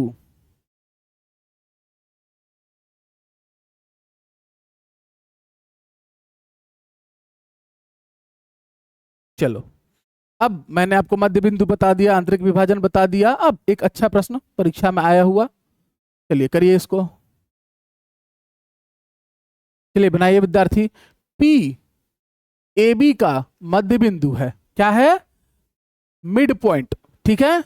और बी का मान इतना है, तो ए के निर्देशांक, भाई ए यहां कहीं था और बी बेचारा यहां कहीं था, और पी जो है इनका मध्य बिंदु है, ठीक है। और वो क्या है? वो मिड पॉइंट पर लाई करता है। तो ए के निर्देशांक मेरे पास नहीं है, तो x1 y1 है। बी के निर्देशांक x2 और y2 के निर्देशांक कितने हैं? 11 और 5 है। और इसके निर्देशांक सब लोग को पता है, x1 plus x2 divided by 2, y1 plus y2 divided by 2। अभी मैंने बताया आप लोगों को, वो क्वेश्चन कराया, तो मैं चाहता तो पहले ये फॉर्मूला ही लिख देता, लेकिन नहीं, कायदे से पढ़ते हुए आगे बढ़ेंगे हम लोग। 16वें प्रश्न का उत्तर बता दीजिए, जल्दी बनाएंगे सभी लोग। कोऑर्डिनेट ज्योमेट्री के लिए बहुत बहुत इंपॉर्टेंट लेक्चर होने वाला है, ये याद रखना। बनाओ। अब मैं जब बनाने जाता हूं तो ध्यान देना कि मिड पॉइंट यानी कि x1 प्लस x2, और यहाँ पर m और n का अनुपात जो है ऑलरेडी आपको दिया हुआ है, प्रश्न में पढ़ो तो 2:1 दिया हुआ है, 2:1 दिया हुआ है। लेकिन साथ में मध्य बिंदु भी कह रहा है, मध्य बिंदु कह रहा है मतलब फॉर्मूला यही यूज करेंगे हम लोग। लेकिन जब हम x1 प्लस x2 और divided by 2 comma y1 plus y2 divided by 2 लेंगे, तो P21 है, P के निर्देशांक दिया हुआ है 2 और 1, मुझसे गलती हो गई, सॉरी। यहां ध्यान देना, M और N का रेशियो नहीं दिया हुआ है, मिड पॉइंट है जो P, रेशियो आ भी कैसे सकता है। तो इनके निर्देशांक है, इसका मान है 2, इसका मान है 1, ये हुआ 2 और 1, ठीक है। ये निर्देशांक दिए हुए हैं, इसके बदले में 2, इसके बदले में 1, यानी कि तय रहा x1 plus x2 divided by 2, x1 plus x2 divided by 2 equals to 2, और y1 plus y2 divided by 2 equals to 1। मैं उसको रेशियो पढ़ लिया। चलिए कंटिन्यू करके जल्दी से आंसर बता दीजिए।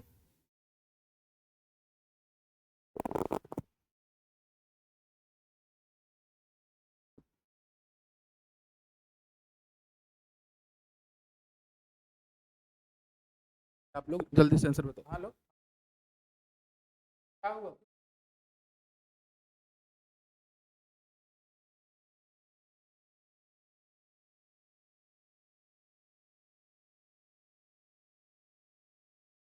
चलिए विद्यार्थीगण, डिस्टरबेंस के लिए सॉरी, ठीक है। तो अब देखो, आपके पास x1 का मान है क्या? नहीं है, तो x1 वैसे ही रहने दो। x2 का मान है क्या सर? 11 है, बटे 2 बराबर 2, 2 दूना 4, और वो जाएगा उधर माइनस हो जाएगा।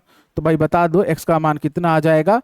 तो x1 का मान ये देखो, 2 से गुणा कर लेगा, 11 उधर जाके माइनस हो जाएगा, 4 माइनस 11 यानी -7 आ गया। देखो किसी में है x का मान -7, किसी में है ऑप्शन नंबर ए में है, बात खत्म।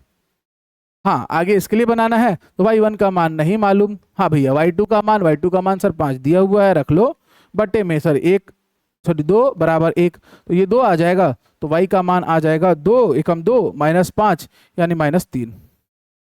यही आया हमारा आंसर, -7 और -3, ठीक है। इतना ज्यादा बनाने मत जाना, मैं चूंकि पहली बार आप लोग को इसको सिखा रहा हूं इसलिए इतना एक्सप्लेन, नहीं तो अदरवाइज तो अभी तक हम लोग पकड़ ही लिए रहते स्पीड अपना। चलिए जल्दी से बना दीजिए प्रश्न, बढ़िया प्रश्न है। अब ये मत सोचना इसके बाद आप लोग को और प्रश्न खोजने की जरूरत है, काफी है, हर एक टाइप आपको मैं लेके आया हूं जो आपकी परीक्षा में दिखाई देगा। इससे ज्यादा पढ़ने मत जाना कोऑर्डिनेट ज्योमेट्री में, यकीन रखना, भरोसा रखना। क्यू जो है ई और एफ का मध्य बिंदु है, तो ए और बी का मान बता दो। यानी कि इस बार देखो ध्यान से समझना, ई के निर्देशांक है -4, ए, अच्छा एफ के निर्देशांक है 2, 0, और मध्य बिंदु है कौन? क्यू, और इसके निर्देशांक कितने हैं? b, -1। इससे हम लोगों ने सीखा कि x1 plus x2 divided by 2 का मान दिया हुआ है b, y1 plus y2 divided by 2 का मान दिया हुआ है -1। अब जो वैल्यूज हैं रखो और फटाक से a और b का मान मुझे बता दो। प्रिय विद्यार्थी जल्दी से बता दो।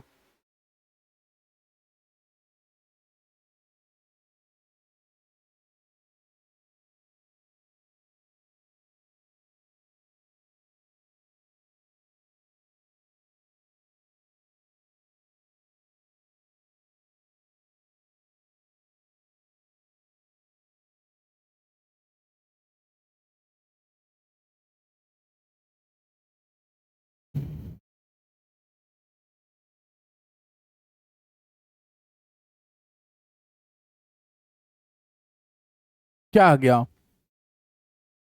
x1 -4 प्लस x2 2/2 बराबर b। आगे बनाऊंगा तो -2 इक्वल्स टू 2b।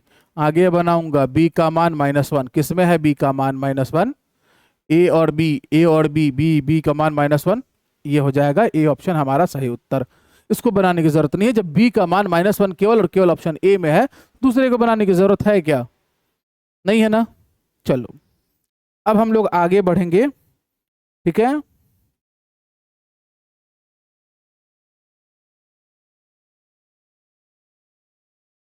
और प्रश्न करते हैं थोड़ा सा, बाह्य विभाजन और अक्ष के द्वारा विभाजन, ठीक है। इसको थोड़ा सा बताऊंगा अभी आपको, उसके बाद हम लोग आगे बढ़ेंगे। देखो अभी आया था मध्य बिंदु से विभाजित करने के लिए, ठीक। अब यहां पर दे रहा है कि एक्स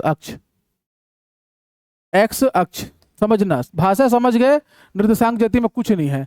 एक्स अक्ष इतने और इतने को जोड़ने वाले रेखाखंड को किस अनुपात में विभाजित करता है, आपको रेशियो बताना है m और n का, ठीक। आपके पास कोऑर्डिनेट्स है दिए हुए, और एक्स अक्ष बोल रहा है कि इसको और इसको जोड़ने वाले रेखाखंड को किस अनुपात में विभाजित करेगा एक्स अक्ष। जल्दी बता दो, जल्दी बताओगे, बनाओ जल्दी।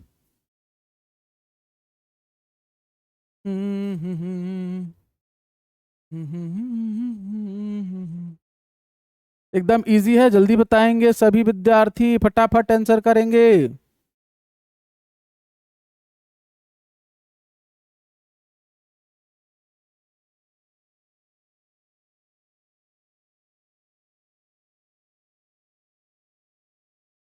मैं आंसर क्यों नहीं आ रहा है, क्या ही ऐसा बोल दिया, मैंने आपको शुरू में ही पढ़ाया, एक एक चीज बताता हूं, फिर भी आप लोग जो है ना सुनते नहीं हो।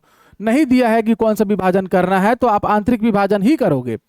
बशर्ते यहाँ पर दिया हुआ है -1 -12, यहाँ पर दिया हुआ है 3 और 4, और विभाजित कौन कर रहा है, तो एक्स अक्ष कर रहा है। अब भाई अगर एक्स एक्सिस करेगा तो एक्स एक्सिस का कोऑर्डिनेट्स क्या होता है, एक्स और वाई का मान 0।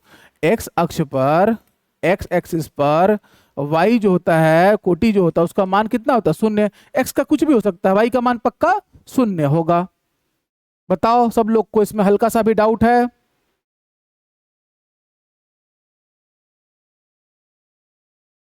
अब बना दो, जल्दी से बना के बता दो कितना आ जाएगा आंसर।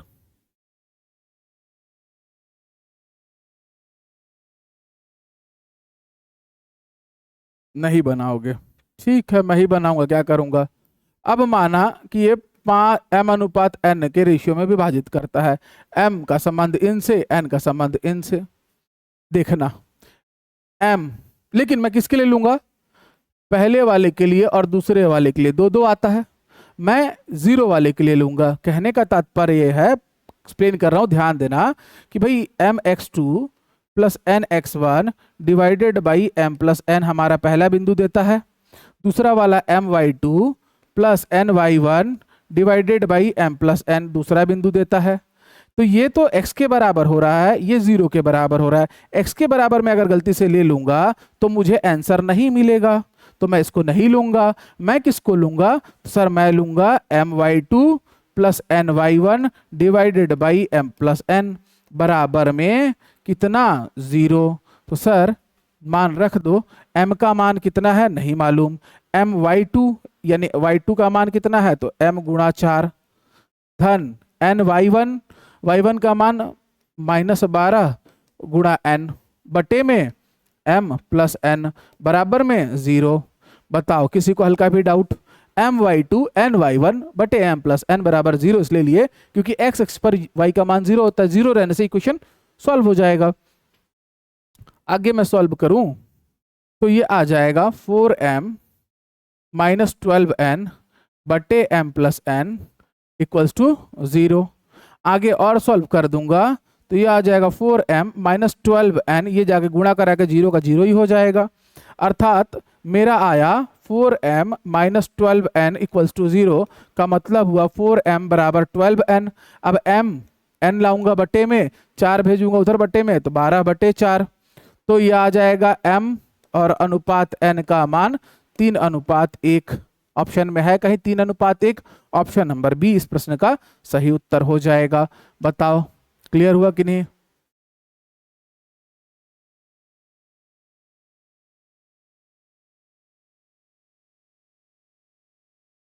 ठीक है, तो परीक्षा में जब बनाओगे, जब देख लेना कि अगर y का मान 0, सॉरी x का मान 0, y एक्सिस पे बोल रहे हैं, तो ये वाला आएगा, तो डायरेक्ट पहला वाला पद लेके और 0 से इक्वेट करके बना देना। इसका आएगा, मैं जैसे इतना बना रहा हूँ तो बनाने की जरूरत नहीं है आपको, आपको डायरेक्ट यहाँ से शुरुआत कर लेना था। आप यहाँ से शुरुआत करोगे 2 लाइन में आंसर निकाल के और उसको बता दोगे। ठीक है, यहाँ तक जल्दी से कमेंट करो, क्लियर है कि नहीं है?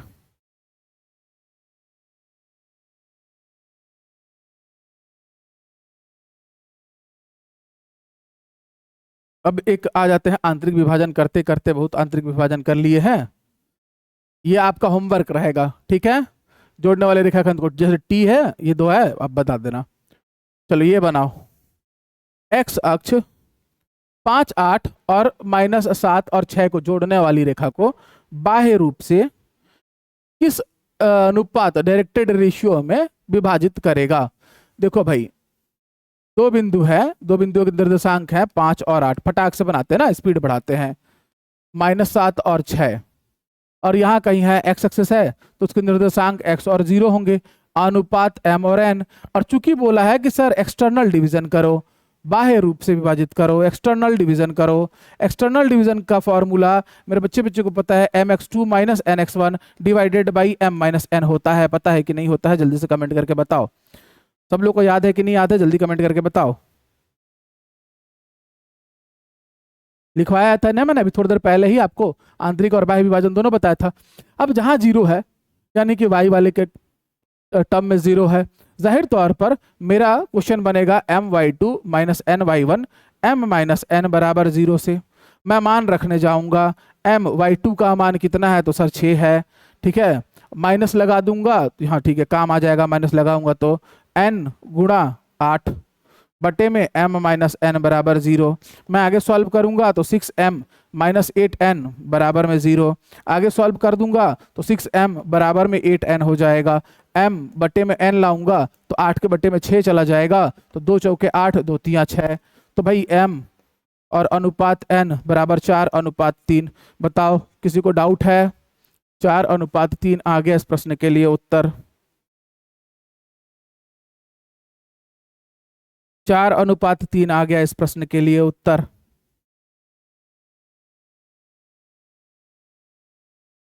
4:3 आएगा ना? हाँ, आप लोग ना आज बहुत सॉरी बोल रहे हो, और ये मैं पहली बार देख रहा हूँ क्लास में इतना सॉरी, क्योंकि आप लोग जल्दीबाजी कर रहे हो। कुछ चैप्टर्स थोड़ा सा पेशेंस मांगते हैं पढ़ने और टिक करने के लिए, बाकी इनमें कुछ दम है कैलकुलेशन में, कैलकुलेशन में कोई दम नहीं है, थोड़ा सा पेशेंस, ठीक है? नहीं तो एक्स का इधर का उधर 4/4 है, भुज और कोटि के अपने मान हैं, तो 8 मौके बन सकते हैं एक प्रश्न में गलती करने के, ये बात याद रखिए। चलो आ जाओ, ये आपका होमवर्क रहेगा। पी बिंदु है, एक्स वाई है, एकदम 0 0 वाला है, 2:5 भी दे रखा है, तो एक्स वाई का मान बताओ, आपका होमवर्क। ठीक, अब आते हैं अक्ष अवरोध और दो रेखाओं का प्रतिच्छेद। ठीक है, एक्सिस इंटरसेप्ट इसको थोड़ा लेट में करते हैं, हम देख लेते हैं इंटरसेक्शन ऑफ टू लाइंस, कि भाई दो रेखाएं जब प्रतिच्छेद करेंगी, मान लो ये आपका एक्स अक्ष और वाई अक्ष है, इस पर एक रेखा है, ऐसे कोई एक रेखा है, ऐसे कोई, दोनों इस बिंदु पर प्रतिच्छेद कर रही हैं, दोनों इस बिंदु पर भाई रेखाएं हैं प्रतिच्छेद करेंगी, तो यहां पर आपको एक्स और वाई के कोऑर्डिनेट्स मिलेंगे कि नहीं मिलेंगे? एक्स और वाई के कोऑर्डिनेट्स मिलेंगे कि नहीं मिलेंगे? तो दो रेखाएं प्रतिच्छेद करेंगी, तो जो ये पॉइंट मिलेगा, इसे ही तो हम लोग क्या कहेंगे? पॉइंट ऑफ इंटरसेक्शन, या इसे ही कहेंगे प्रतिच्छेदी बिंदु। और ये भी किस रूप में मिलेगा? तो भुज और कोटि के रूप में मिलेगा, दो रेखाएं जब प्रतिच्छेद करेंगी तो। ठीक है, अब मैं एक लाइन का इक्वेशन लिखता हूं, और आपको देता हूं, आप लोग मुझे बना के समझाना जल्दी से। पहले बताओ सभी को लीनियर इक्वेशन निकालने आता है कि नहीं आता है? इक्वेशन लिखिएगा x + 3y = 15। ठीक, समीकरण 1 है 3x + 2y = 12। मुझे ये 2 लाइन के इक्वेशंस हैं, पहली दूसरी। ठीक, तो इनको इंटरसेक्ट करना है।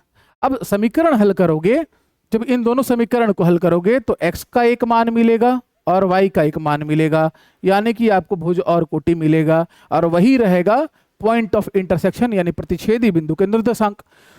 करोगे कैसे सॉल्व? या तो इसको आप ग्राफ में प्लॉट कर लो, बचपन में इसी कलर की, इसीलिए मैंने आज ग्रीन बैकग्राउंड चुना कि भाई हम लोग पढ़ रहे हैं कोऑर्डिनेट ज्योमेट्री, तो ये दिमाग में याद दिलाते रहेगा बचपन की यादें।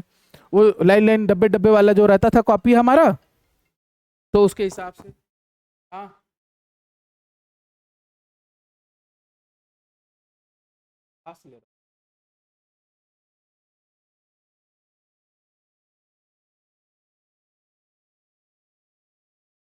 आ जाइए भाई।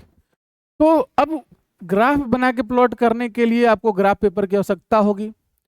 तो करेंगे कैसे? तो भाई समीकरण हल करने की बहुत सारी विधियां हैं, दोनों को बैलेंस करके हल कर दिए रहो। तो यहाँ पर अगर मुझे दिखाई दे रहा है 3 का गुणा करा दूं तो 3x, और उल्टा गुणा करा दिया क्या मैंने? नहीं, ठीक है ना। 3x 9y = 15, 3 45। यहाँ पर 3x धन 2y = 12, इसको नहीं छेड़ रहा हूँ। ठीक है, ऐसे ही कराते हैं हम लोग।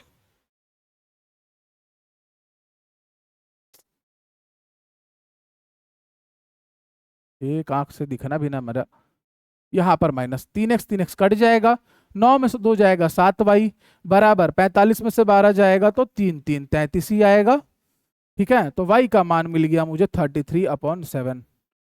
प्लस में ही आ रहा है, बिल्कुल प्लस में आ रहा है। अब y का a मान उठा के कहीं भी रख दो और x का मान मुझे जल्दी से बता दो। y का ये मान कहीं भी उठा के रखो तो x का मान आ रहा होगा आपका, अगर मैं यहाँ पर लिखूं कि भाई x धन 3y है बराबर में 15 है, x का मान निकालना है 3 × 33/7 = 15। ठीक, 99/7 = 15 भेजूंगा उधर। 3x + 2y 33/7 देखते हैं। x धन कितना हो जाएगा ये? 99/7 बराबर में 15, x बराबर 15 - 99/7। ठीक है, तो x बराबर, दोनों कैल्शियम ले लेना, यहाँ पर कुछ नहीं तो 7 आ जाएगा, 15 × 7 = 105 - 99, तो x का मान आ गया 6/7। तो x का मान आया 6/7, x का मान आया 6/7, इसका मान आया 33/7, अर्थात ठीक है, भुज का मान 6/7, कोटि का मान 33/7। दोनों दोनों प्रथम चतुर्थांश में कहीं पर मिलेंगे और वही उन दोनों लाइंस का, इन दोनों लाइंस का इंटरसेक्टिंग पॉइंट होगा। क्लियर है सब लोग को? आगे बढ़े।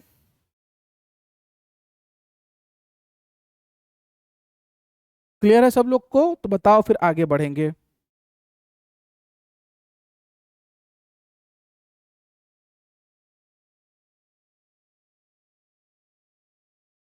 हम्म हम्म हम्म चलो, प्रश्न कैसे आते हैं परीक्षा में जो बार बार पूछे जाते हैं, थोड़ा उनका स्वाद ले लिया जाए।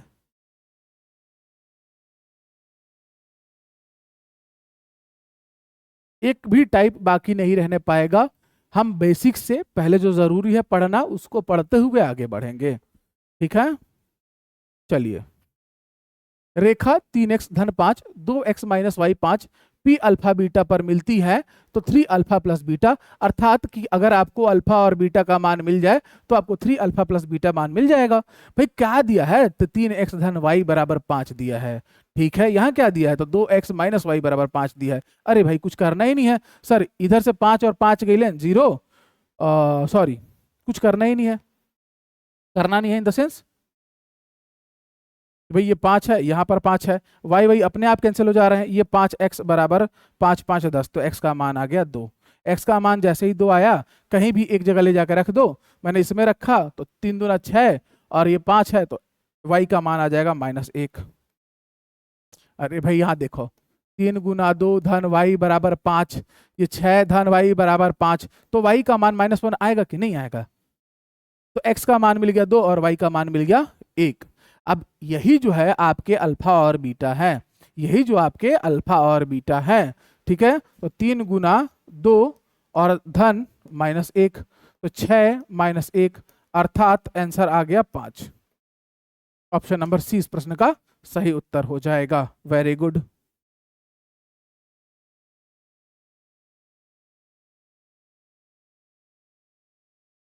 आ जाओ, एकदम इत्मीनान से पढ़ते हुए आगे बढ़ेंगे। कोऑर्डिनेट ज्योमेट्री पूरा पेशेंस मांगता है, ठीक है। और इतने प्यार से पूरा एकदम डिटेल में एक एक चीज बताते हुए नहीं पढ़ाएगा जल्दी आपको कोई इतना मेहनत करके, तो इसीलिए 1 घंटा पढ़ाने के बाद बोल रहे हैं। यहाँ तक तो वही बच्चा देख रहा होगा जिसको सच में सिलेक्शन चाहिए। बाबू प्लीज एक लाइक कर दीजिएगा, या भैया एक लाइक कर दीजिएगा और सब्सक्राइब करके शेयर कर दीजिएगा, ठीक है। चलिए, काम का बात कर लिया, मैं आते हैं बात पर। वाई अक्ष को किस बिंदु पर काटेगा? वाई अक्ष अगर बोल दिया मतलब एक्स का मान 0 हो गया। जब भी वाई अक्ष बोला मतलब एक्स का मान 0 हो गया।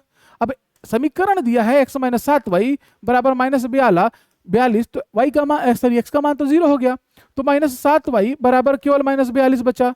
तो -7 वाई बराबर 42 अगर है तो वाई का मान कितना हो जाएगा? -42 बटे -7, यानी वाई का मान हो जाएगा 6। तो भाई एक्स अक्ष सॉरी वाई अक्ष पर किस बिंदु पर काटेगा? तो वाई बराबर 6 आना चाहिए, तो और एक्स का मान 0 आना चाहिए। एक्स तो 0 पहले मिल ही गया था, एक्स का मान 0, वाई का मान धन 6, यानी कि ऑप्शन नंबर ए इस प्रश्न का सही उत्तर हो जाएगा। कुछ करना था? कुछ नहीं करना था। लो इस प्रश्न को बना दो। अब देखो, परीक्षा में बनाना है ना, तो परीक्षा में अगर बनाना है तो ये एक्स अक्ष बोल दिया, मतलब कि मुझे y का मान तो मिल गया 0, किसमें है 0? y का मान 0 किसमें है? इन दोनों में है, ये दोनों मेरे आंसर नहीं होंगे, काट दो। ठीक, अब देखो यहां पर अगर y का मान 0 हुआ यानी इसका मान 0 हुआ, तो 6x बराबर 15, तो x बराबर 15 बटे यानी 3 दूना 6, 3 × 5 = 15, यानी x का मान 5/2, 5/2, 0 आंसर हो गया मेरा। तो आपको एग्जाम में इस तरीके से बनाना है, लिख लिख के लिपापोती करके नहीं बनाना है। क्लियर हुआ सब लोग? एक बार प्लीज कमेंट करें, क्लास काफी लंबी हो गई है, समझ सकता हूं मैं चीजों को, आप लोगों के लिए तो इतनी लंबी क्लास ले रहा हूं।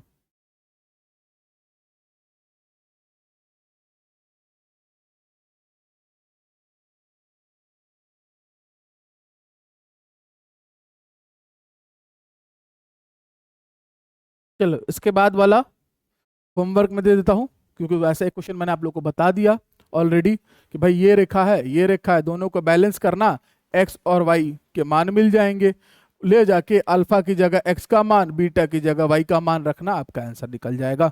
तो जो भी बच्चा देख रहा है इसका आंसर मुझे जरूर कमेंट करेगा, ठीक है, आंसर मुझे जरूर कमेंट करेगा। आ जाओ भाई, अब जरूरी बात जिससे आपको परीक्षा में क्वेश्चन देखने मिलेगा, याद रखना। सर ने कहा था, प्रेमजीत सर ने कहा था, अब बोलोगे सर इतना पढ़ाने के बाद इस टॉपिक के लिए कह रहे हो कि ढाल, जिससे आप प्रवणता, जिसे आप स्लोप, जिसे आप ढाल, ये नाम दे दो, इससे आपको प्रश्न देखने परीक्षा में जरूर मिलेगा। इस चैप्टर में इस टॉपिक का आपको क्वेश्चन 100% देखने मिलेगा। तो ढाल जो है हमेशा उसको लेकर एक गलत परसेप्शन सबके मन में रहता है स्लोप को लेके, और इसीलिए डाउट क्रिएट करता है, और क्वेश्चन हम लोग फॉर्मूला याद करके रट के बनाना ज्यादा कोशिश करते हैं, डायरेक्ट फॉर्मूला लिखते हैं, अप्लाई करते हैं, डाटा रहता है और प्लस माइनस होता है, भकले आंसर आ जाता है, तो लगता है अरे आसान है करके। जब परीक्षा में बैठते हैं चीजों को घुमा देता है तो दिक्कत हो जाता है। तो सबसे पहले स्लोप जो क्या है उसको हम लोग देख लेते हैं। थोड़ा सा आप लोग जब यहाँ तक बने ही रह गए हैं तो थोड़ी देर और बने रह जाएं, मुझे थोड़ा सा पढ़ा लेने दीजिए। जब ढाल शब्द आ गया है तो ढाल को क्लियर करते हुए आगे बढ़ते हैं, ठीक है। सबसे पहले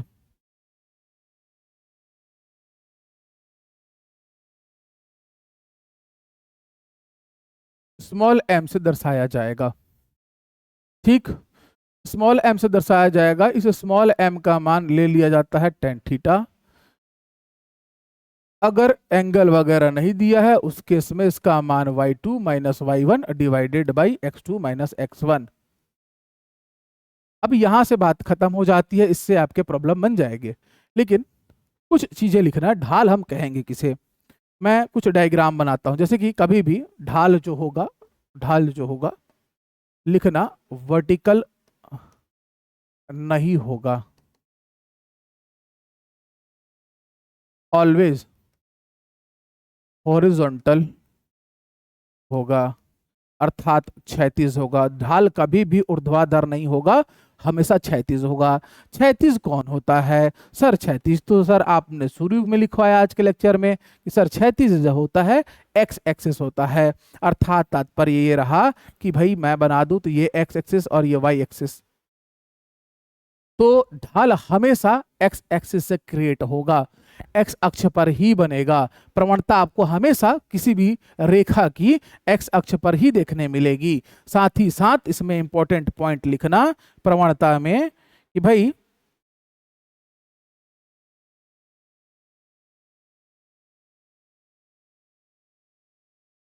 एक्स एक्सिस हो गया, ठीक। लिखना नॉन वर्टिकल लाइन का, किसी भी नॉन वर्टिकल लाइन का जो लाइन जो है, रेखा जो है ऊर्ध्वाधर नहीं होगी, ठीक है, उसका एक्स एक्सिस पर एंटी क्लॉकवाइज यानी कि वामावर्त, ठीक है,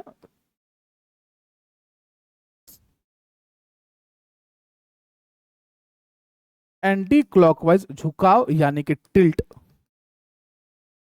स्लोप कहलाता है। समझा रहा हूं, बिल्कुल घबराइए मत, लिख लीजिए बस पहले। स्लोप क्या होगा?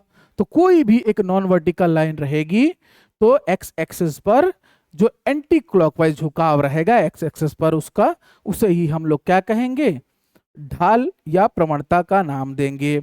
यानी कि जैसे यहां पर मैंने बनाया है, उसके पहले मैं आपको यहां अच्छे से समझा दूं। देखना, दिखाई दे रहा है ना सब लोग को? ये है आपका मान लो एक्स एक्सिस, और यहां पर ऐसे कोई एक लाइन बने कि आप एंटी क्लॉकवाइज एंटी क्लॉकवाइज कैसा होता है भाई? इस तरीके से होता है। हम लोग का क्लॉकवाइज इधर घड़ी ऐसे चलती है, तो एंटी क्लॉकवाइज कैसा होगा? इधर की ओर। तो एंटी क्लॉकवाइज थीटा क्रिएट होगा, ठीक है। तब आपको मिलेगी ढाल या प्रवणता। एक्स अक्ष के साथ नॉन वर्टिकल किसी भी लाइन का जो है अगर झुकाव एक्स अक्ष पर ठीक कैसा रहे? एंटी क्लॉकवाइज रहे, तो उसे हम लोग प्रवणता का नाम देते हैं। इन शब्दों को लिखना है, इनसे क्वेश्चन क्रिएट होगा। एकदम धागा खोल के पढ़ा रहे हैं कि नहीं पढ़ा रहे हैं? एक बार कमेंट करके बता दीजिए सब लोग, कि हम भी तनी जुसिया जाए, मोटिवेट हो जाएं।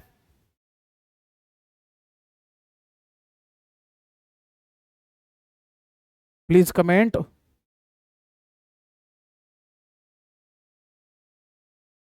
अब ये वाई एक्सिस था, एक्स एक्सिस था, मैंने कहा एक लाइन खींच दो, आप लोगों ने खींच दिया। अब ये लाइन जो है ये नॉन वर्टिकल लाइन है। कैसी लाइन है? Non vertical line. ये कौन सा एक्सिस है? एक्स एक्सिस है। यहां से कोण ऐसे लोगे, ये रहेगा 0 डिग्री, इससे बढ़ते क्रम में मान लो थीटा इक्वल्स टू यहां पर 45 डिग्री। दिख भी रहा है 45 जैसा। एक्स अक्ष से किसी नॉन वर्टिकल लाइन का एक्स अक्ष पर एंटी क्लॉकवाइज जो झुकाव रहेगा उसे हम प्रवणता का नाम देते हैं, ठीक। अब इसी को थोड़ा सा अगर मैं चाहूं तो इस तरीके से लाके मिला दूं, यहां पर मिला दूं, तो आप लोग कहोगे सर मिला दो, लेकिन यहां मिलाऊंगा ना तो बात बनेगी नहीं, कि जो मैं बताने वाला हूं मजा नहीं आएगा फिर उसमें। फिलहाल यहां के लिए फॉर्मूला लिखना m equals to tan theta. 10 क्यों लिया गया, 10 ही क्यों लिया जाता है, आओ मैं बता दूं। कि मैंने कहा आप लोगों को कि ये y एक्सिस है और मैंने कहा ये x एक्सिस है, ठीक। कोई एक रेखा लो, मैंने यही रेखा ली, इतनी ही ली, एक लाइन है, झुकाव इसका x एक्सिस है, तो भाई ठीक है, लो मैंने झुकाव के लिए लाइन यहां ड्रॉ कर दी। इस बिंदु और इस बिंदु के कुछ निर्देशांक होंगे अपने, भाई x1 y1, इस वाले के होंगे x2 y2। कॉमा लगाना मैं भूल जाता हूं, आप लोग लगा लेना। अब मैं एक काम करता हूं कि इसको भारी ना, ठीक है, इसको इससे मिला देता हूं, इसको इससे मिला देता हूं। ये काम मैंने थोड़ी देर पहले किया था। यहां पर ये x1 है, ये x2 है, तो जो बीच वाला आया वो मेरा आ जाएगा x2 माइनस x1।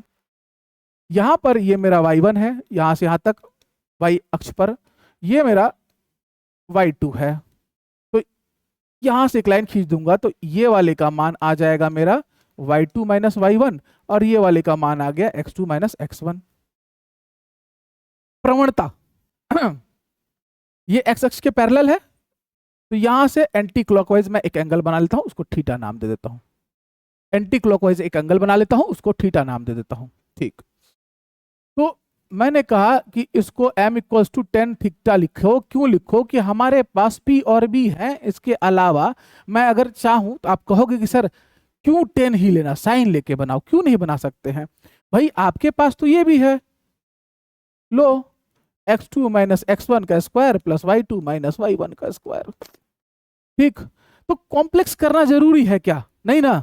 तो इसीलिए टेन थीटा ले लो अच्छे बच्चे की तरह, क्योंकि आपके पास लंब है, आपके पास आधार है, लंब और आधार का मान है y2 माइनस y1, बाबू x2 माइनस x1। तो m का एक फॉर्मूला तो ये बना ही बना। इस प्रवणता का फॉर्मूला अगर निर्देशांक दिए हो दो बिंदुओं के और प्रवणता पूछे तो क्या हो जाएगा? y2 minus y1 divided by x2 minus x1। Clear है? सब लोग एक बार प्लीज कमेंट कर देंगे, हम आगे बढ़ते हैं। ठीक है, सब लोग कर ही दिए हैं comment, yes sir, thank you sir. यहां तक पूरा क्लियर है, एकदम क्रिस्टल क्लियर है? कुछ भी डाउट आ रहा हो किसी को तो प्लीज बता दे मुझे, फिर हम लोग जो है आगे बढ़ने लगे।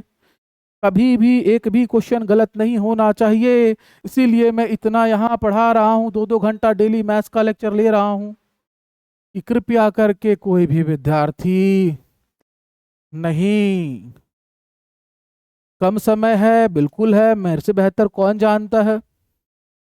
आपको आपकी चिंता है, मुझे सबकी चिंता है, इसीलिए क्लासेस लंबी तो हो रही हैं, लेकिन कहीं भी जो क्वालिटी के साथ समझौता किया गया हो आप लोग दिल से बता दो। ठीक है, अभी भी चाहता, बहुत लोग पढ़ा रहे हैं, आप देख सकते हैं यूट्यूब पर, तो वो पढ़ा रहे हैं, मैं नहीं कहूँगा बुरा पढ़ा रहे हैं, लेकिन इतना ज़्यादा आपको चीज़ों को एक्सप्लेन करके कि शुरू से आप अगर आज की क्लास देख रहे हो तो एक फॉर्मूला ईमानदारी से बताओ जो याद करना पड़ा हो। तब एक दूसरे से हम लोगों ने कोरिलेट कर लिया और एकदम अच्छे से। चलो इसी बात पे ज्यादा बतौलेबाजी नहीं करता हूँ, कोई कुछ बोल देगा, है नहीं? तो 2 पॉइंट दिए हुए हैं, अभी तो हम लोगों ने 2 पॉइंट लिए ना भाई। एक था हमारा -5 8 यानी x1 y1, और दूसरा वाला -11 -6। आपसे पूछा है रेखा की ढाल, तो रेखा की ढाल अमिताभ बच्चन नहीं होंगे यहाँ पर। रेखा की ढाल आपको निकलना पड़ेगा, यानी कि स्लोप ऑफ लाइन निकालना पड़ेगा। m बराबर टेन थीटा, टेन थीटा रहता तब ना भाई, लंब आधार दिया रहता तो रख लेते। इस केस में क्या करेंगे तो सबको पता है सर, y2 माइनस y1 और x2 माइनस x1 करा देंगे। y2 माइनस y1 करा दो भाई, -6 -8 बटे -11 -5 यानी -5, माइनस माइनस प्लस हो जाएगा। तो यहां पर आया -14 बटे में -6, काट दीजिए तो आंसर देखिए, पहले तो माइनस माइनस कैंसिल कर दीजिए, तो 2 7 14 2 3 6, तो 7/3 7/3 ऑप्शन नंबर बी निकाल लीजिएगा। स्लोप भी आप लोग प्लीज कमेंट। लंबा क्लास हो गया फिर भी खत्म नहीं हुआ भाई, एक क्लास तो और लगेगा ना, 2 घंटे का एक क्लास, 2 घंटे का एक क्लास, 4 घंटा सब बना लोगे एकदम, बिल्कुल निश्चिंत रहना, सब बना लो। क्या हो गया, आप लोग एक चीज नहीं छोड़ोगे।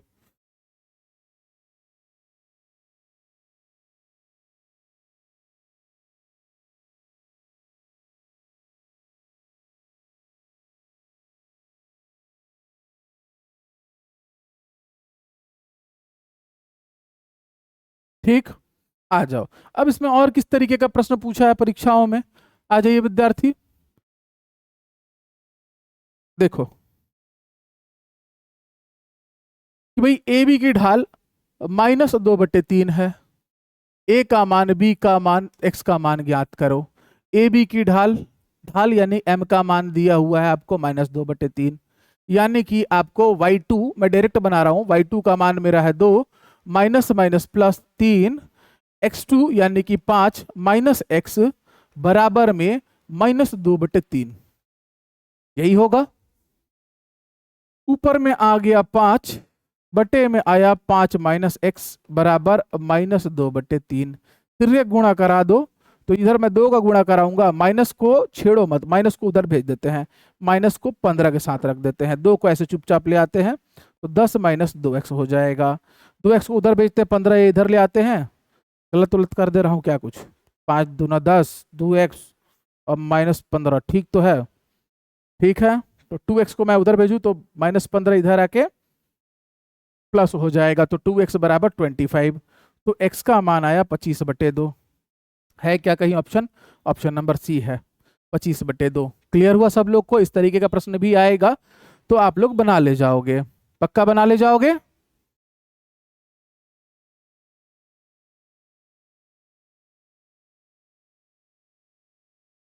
बन जाएगा सभी से?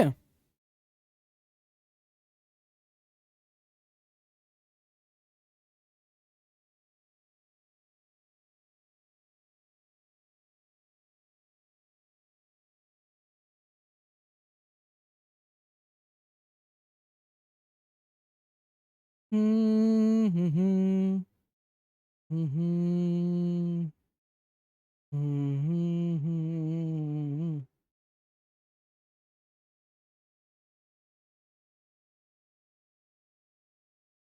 स्लोप हो गया, ठीक है। चलो नेक्स्ट क्वेश्चन में आते हैं। ये बार बार बार बार पूछा जाने वाला टॉपिक, यहाँ लिख दो मेरा नाम आपकी परीक्षा के नाम पर कि भाई प्रेमजीत सर ने कहा था ये दूसरा टॉपिक होगा, ठीक है, जो आपकी परीक्षा में पूछेगा। ये दूसरा टॉपिक होगा जो आपकी परीक्षा में पूछेगा।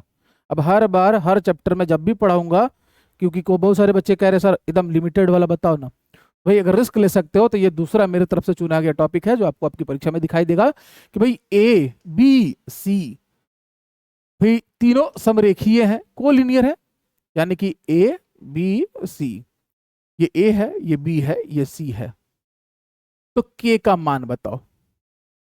अब इसको बनाने के विद्यार्थी 2 से 3 तरीके हैं।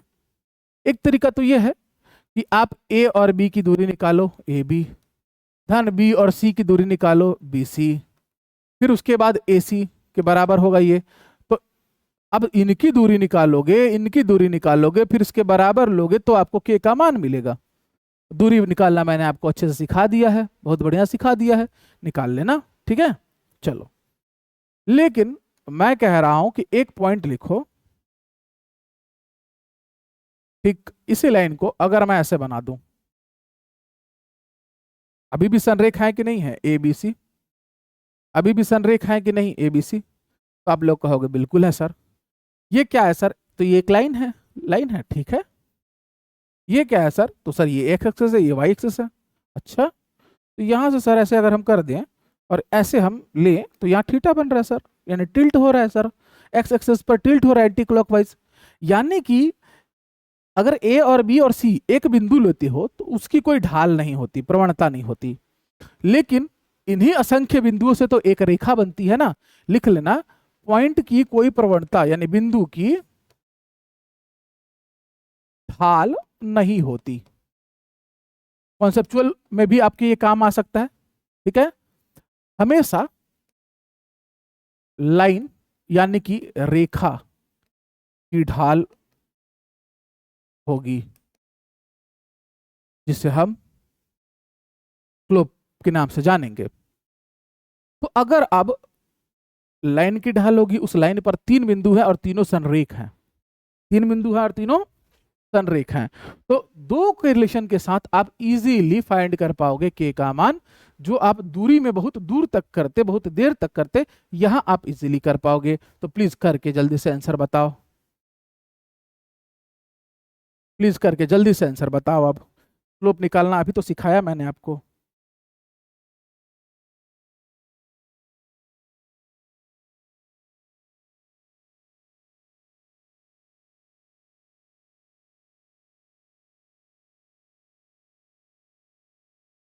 ठीक, ए और बी, ए और बी इसमें कोई भी जो है ऐसा मान नहीं है जो अंकीय ना हो। ठीक है, अब कायदे से हम ए और बी का पहले स्लोप निकाल लेंगे, तो यहां से हमें मिल जाएगा m। फिर बी और सी का निकालने जाएंगे, वहां पर पहले से हमारे पास m होगा, इक्वेट करेंगे k का मान निकल जाएगा। अब जाहिर तौर पर इसे निकालने जाऊंगा y2 माइनस y1 यानी कि +2 डिवाइडेड बाई m का मान निकाल रहा हूं। ठीक है, x2 यानी कि 1 और -3, ये आ गया 6/2 माइनस में, तो ये आ गया -3। तो ढाल कितनी आ गई? -3 की आ गई। ढाल कितनी आ गई? -3 की, एक लाइन में बना। अब मैं इन दोनों का देखूंगा, तो देखूंगा कि k y2 -4 divided by -2 -1 x2 -x1 बराबर में -3, क्योंकि ढाल तो दोनों के लिए सेम रहेगी प्रवणता, इसी के लिए उसका प्रयोग किया गया। तिर्यक गुणा करा दोगे तो -3 और -3 k -4 बराबर +9, तो k का मान हो जाएगा 13। 4 उधर जाकर जुड़ जाएगा, ऑप्शन में है, ऑप्शन नंबर सी इस प्रश्न का सही उत्तर हो जाएगा। क्लियर हुआ सब लोग को? जल्दी बताएंगे।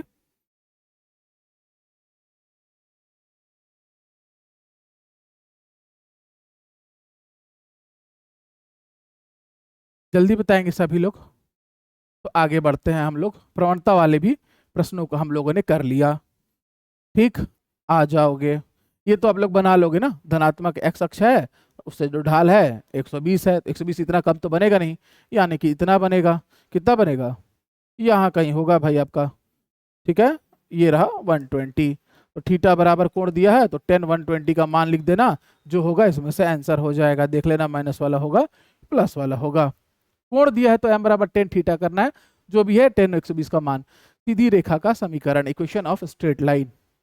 सीधी रेखा का समीकरण हम लोग लिख देते हैं ax + by + c, ठीक है, इक्वल्स टू 0। अब हो सकता है 1 हो, 2 हो, 3 हो, डिपेंड करेगा। अब क्वेश्चन जो है आपको आएगा, पूछेगा, तो y = mx + c करके लिखा रहेगा, और इसके इस फॉर्मूले का यूज करते हुए हम लोग को बनाना है। अब क्या है ये दोनों?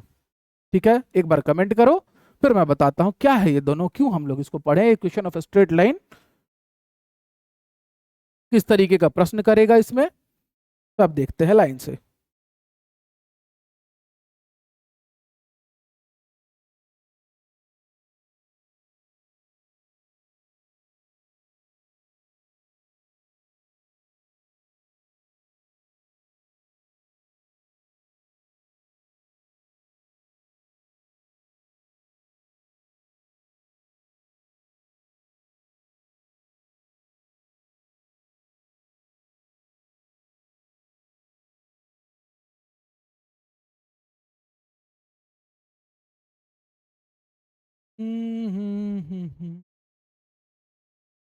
चलो लास्ट टॉपिक करते हैं जी, बाकी जो है कल पढ़ लेंगे।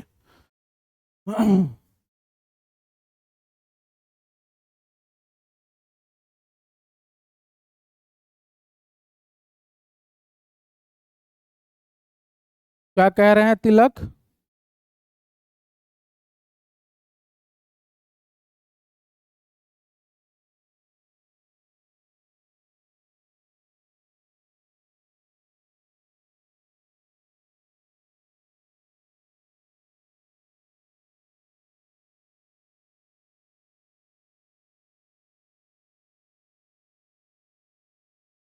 अरे क्या ही था, ऐसा क्या करा दिया मैंने पिछले वाले प्रश्न में।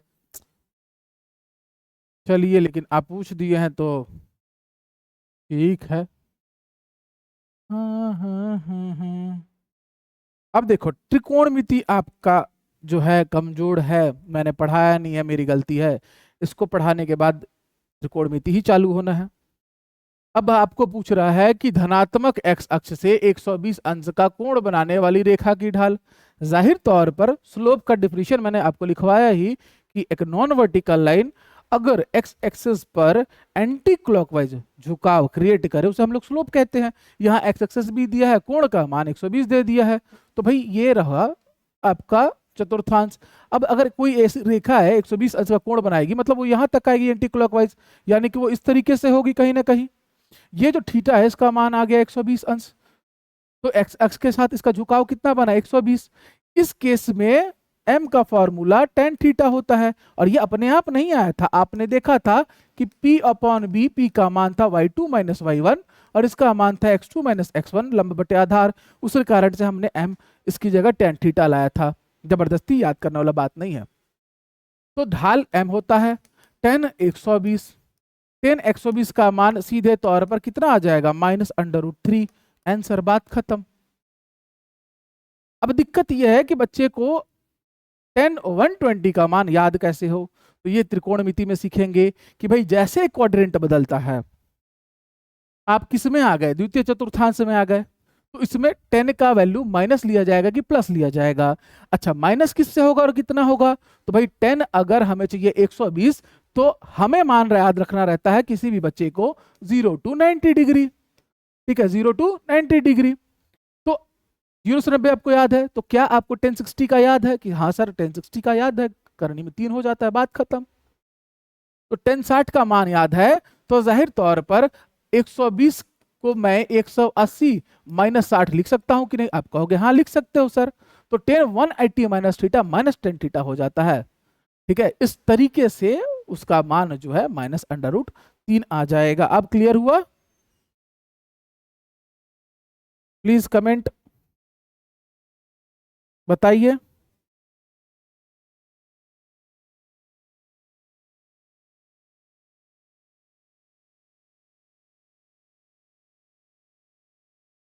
और किसी को डाउट?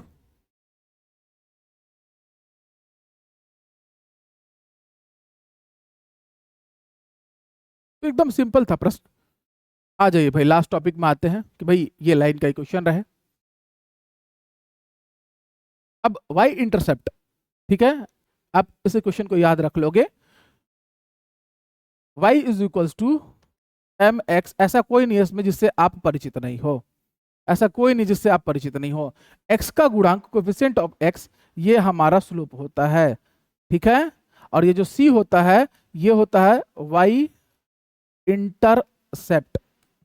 y अवरोध ही आपको मिलेगा, ध्यान दोगे तो, क्योंकि कहानी ढाल की, प्रवणता की, स्लोप की एक्स एक्सेस के एंटी क्लॉकवाइज एंगल क्रिएट करने से होती है, झुकाव से होती है।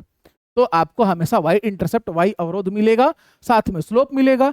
इस पर प्रश्न बड़े आसान आते हैं, बट घुमा के आते हैं तो बच्चे कंफ्यूज हो जाते हैं, लेकिन है नहीं जाने इनमें। आप देखो इन प्रश्नों को, ढाल आपको दिया हुआ है, ढाल आपको दिया हुआ है, बोर्ड भी लग रहा है, और y अवरोध का मान 6 वाली रेखा का समीकरण पूछ दिया है। तो y इज इक्वल्स टू रेखा का समीकरण mx प्लस c हो जाएगा। y का मान कितना है नहीं मालूम, m का मान कितना है -2/5, यहाँ क्या आएगा x आएगा, धन अवरोध का मान कितना दिया है 6 दिया है। हम जब इसको आगे सॉल्व करेंगे 5 को इधर ले आएंगे तो 5y, यानी कि 5 से सबको गुणा करा देना, ठीक है। यहाँ पर बराबर में -2x और 6 5 30, और 30 है, बोल 30 रहा हूँ, लिख 50 रहा हूँ, और ऐसे आगे बढ़ जाऊंगा, फिर बाद में लोग कमेंट करके हमारा दागा खोल देंगे, ठीक है। मतलब पूरे 2 घंटे के लेक्चर में ना बच्चे लोग को गलती दिखता है, बस हो जाता भाई, 2 घंटे कोई खड़े हो गया, वो भी मैथ्स, और वो भी ध्यान इस बात का रखना रहता है ना आप लोग को पढ़ाने से पहले। मैं दिल से बता रहा हूँ कि किस तरीके से एकदम बेसिक से उठते उठते उठते उठते कि बच्चा कनेक्ट करते करते करते करते करते कॉन्सेप्ट को ना एकदम कमांड में ले ले। इसके लिए बहुत ज्यादा मंथन करना पड़ता है, ठीक है। फिलहाल आइए, अब हमारा इक्वेशन ऐसे बनता है, इसको इधर ले आओ, 2x धन 5y बराबर में 30, 2x धन 5y बराबर में 30 आ गया, समीकरण हो गया। बताओ कुछ लगा इसमें, कुछ भी टफ कोई भी चीज लगा आप लोगों को? नहीं लगा, ठीक है, वेरी गुड। रेखा इतना की ढाल और y अवरोध क्रमशः क्या है। तो जो भी रेखा दिया हो, जब भी रेखा दिया हो, यहां मान लो 3x धन 4y बराबर में 27 दिया है, आपको इसको y is equal to mx plus c y intercept और स्लोप के टर्म में लिखना होगा। तो लिखोगे कैसे? तो भाई सबसे पहले 4y यहां रखो, 3x को उधर ले जाओ तो -3x धन 27 हो जाएगा, फिर इस 4 को भी भगाओ तो y बराबर -3/4x धन 27/4 हो जाएगा। और आपको अब मिल गया, आपकी m की जगह पर आया -3/4 और c की जगह पर आया 27/4। तो -3/4 27/4 ऑप्शन नंबर 20 प्रश्न का क्या हो जाएगा सही उत्तर। थोड़ा भी फास्ट लगा, किसी को डाउट, कुछ भी डाउट वगैरह है आप लोग एक बार पूछिए, कुछ भी मन में है बातें तो कह के जाइए। चलिए, तो हम लोगों ने आज के लेक्चर में बहुत अच्छे अच्छे चीजों को, कॉन्सेप्ट को कोऑर्डिनेट ज्योमेट्री के क्लियर किया। नेक्स्ट लेक्चर में इसको दी एंड कर देंगे और बढ़िया से पढ़ते रहिए। पैनिक मत कीजिए कि सर त्रिकोणमिति बचा है, तो सर ये बचा है, सर एक ही महीना है परीक्षा को, तो भाई बचा भी तो आपका एक ही यूनिट है। मुश्किल से अभी पिछले कुछ दिनों में ईमानदारी से बताओ, कोई भी चैप्टर करवाना मुझे 1 से 2 दिन लगे, और वो भी ऐसा नहीं कि क्वालिटी या क्वांटिटी के साथ कॉम्प्रोमाइज किया, हम लोगों ने बहुत बेहतर तरीके से पढ़ा। तो ये चीज अगर कोऑर्डिनेट वगैरह अच्छे सीख गए हो, यहाँ बहुत सारा दिमाग में बातें आ गई होंगी, तो त्रिकोणमिति में बहुत हेल्प करने वाली है हमारी, ठीक है।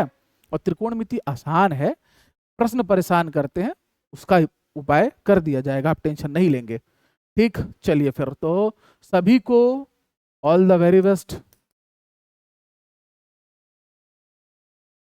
बढ़िया से मन लगा के पढ़िए, ठीक है, सफलता जरूर मिलेगी। सेल्फ स्टडी करते रहिए, इधर उधर की बातों पर ध्यान नहीं दीजिए, महामैराथन में रोज मत दौड़िए, कमजोरी हो जाएगी। जय हिंद, जय भारत।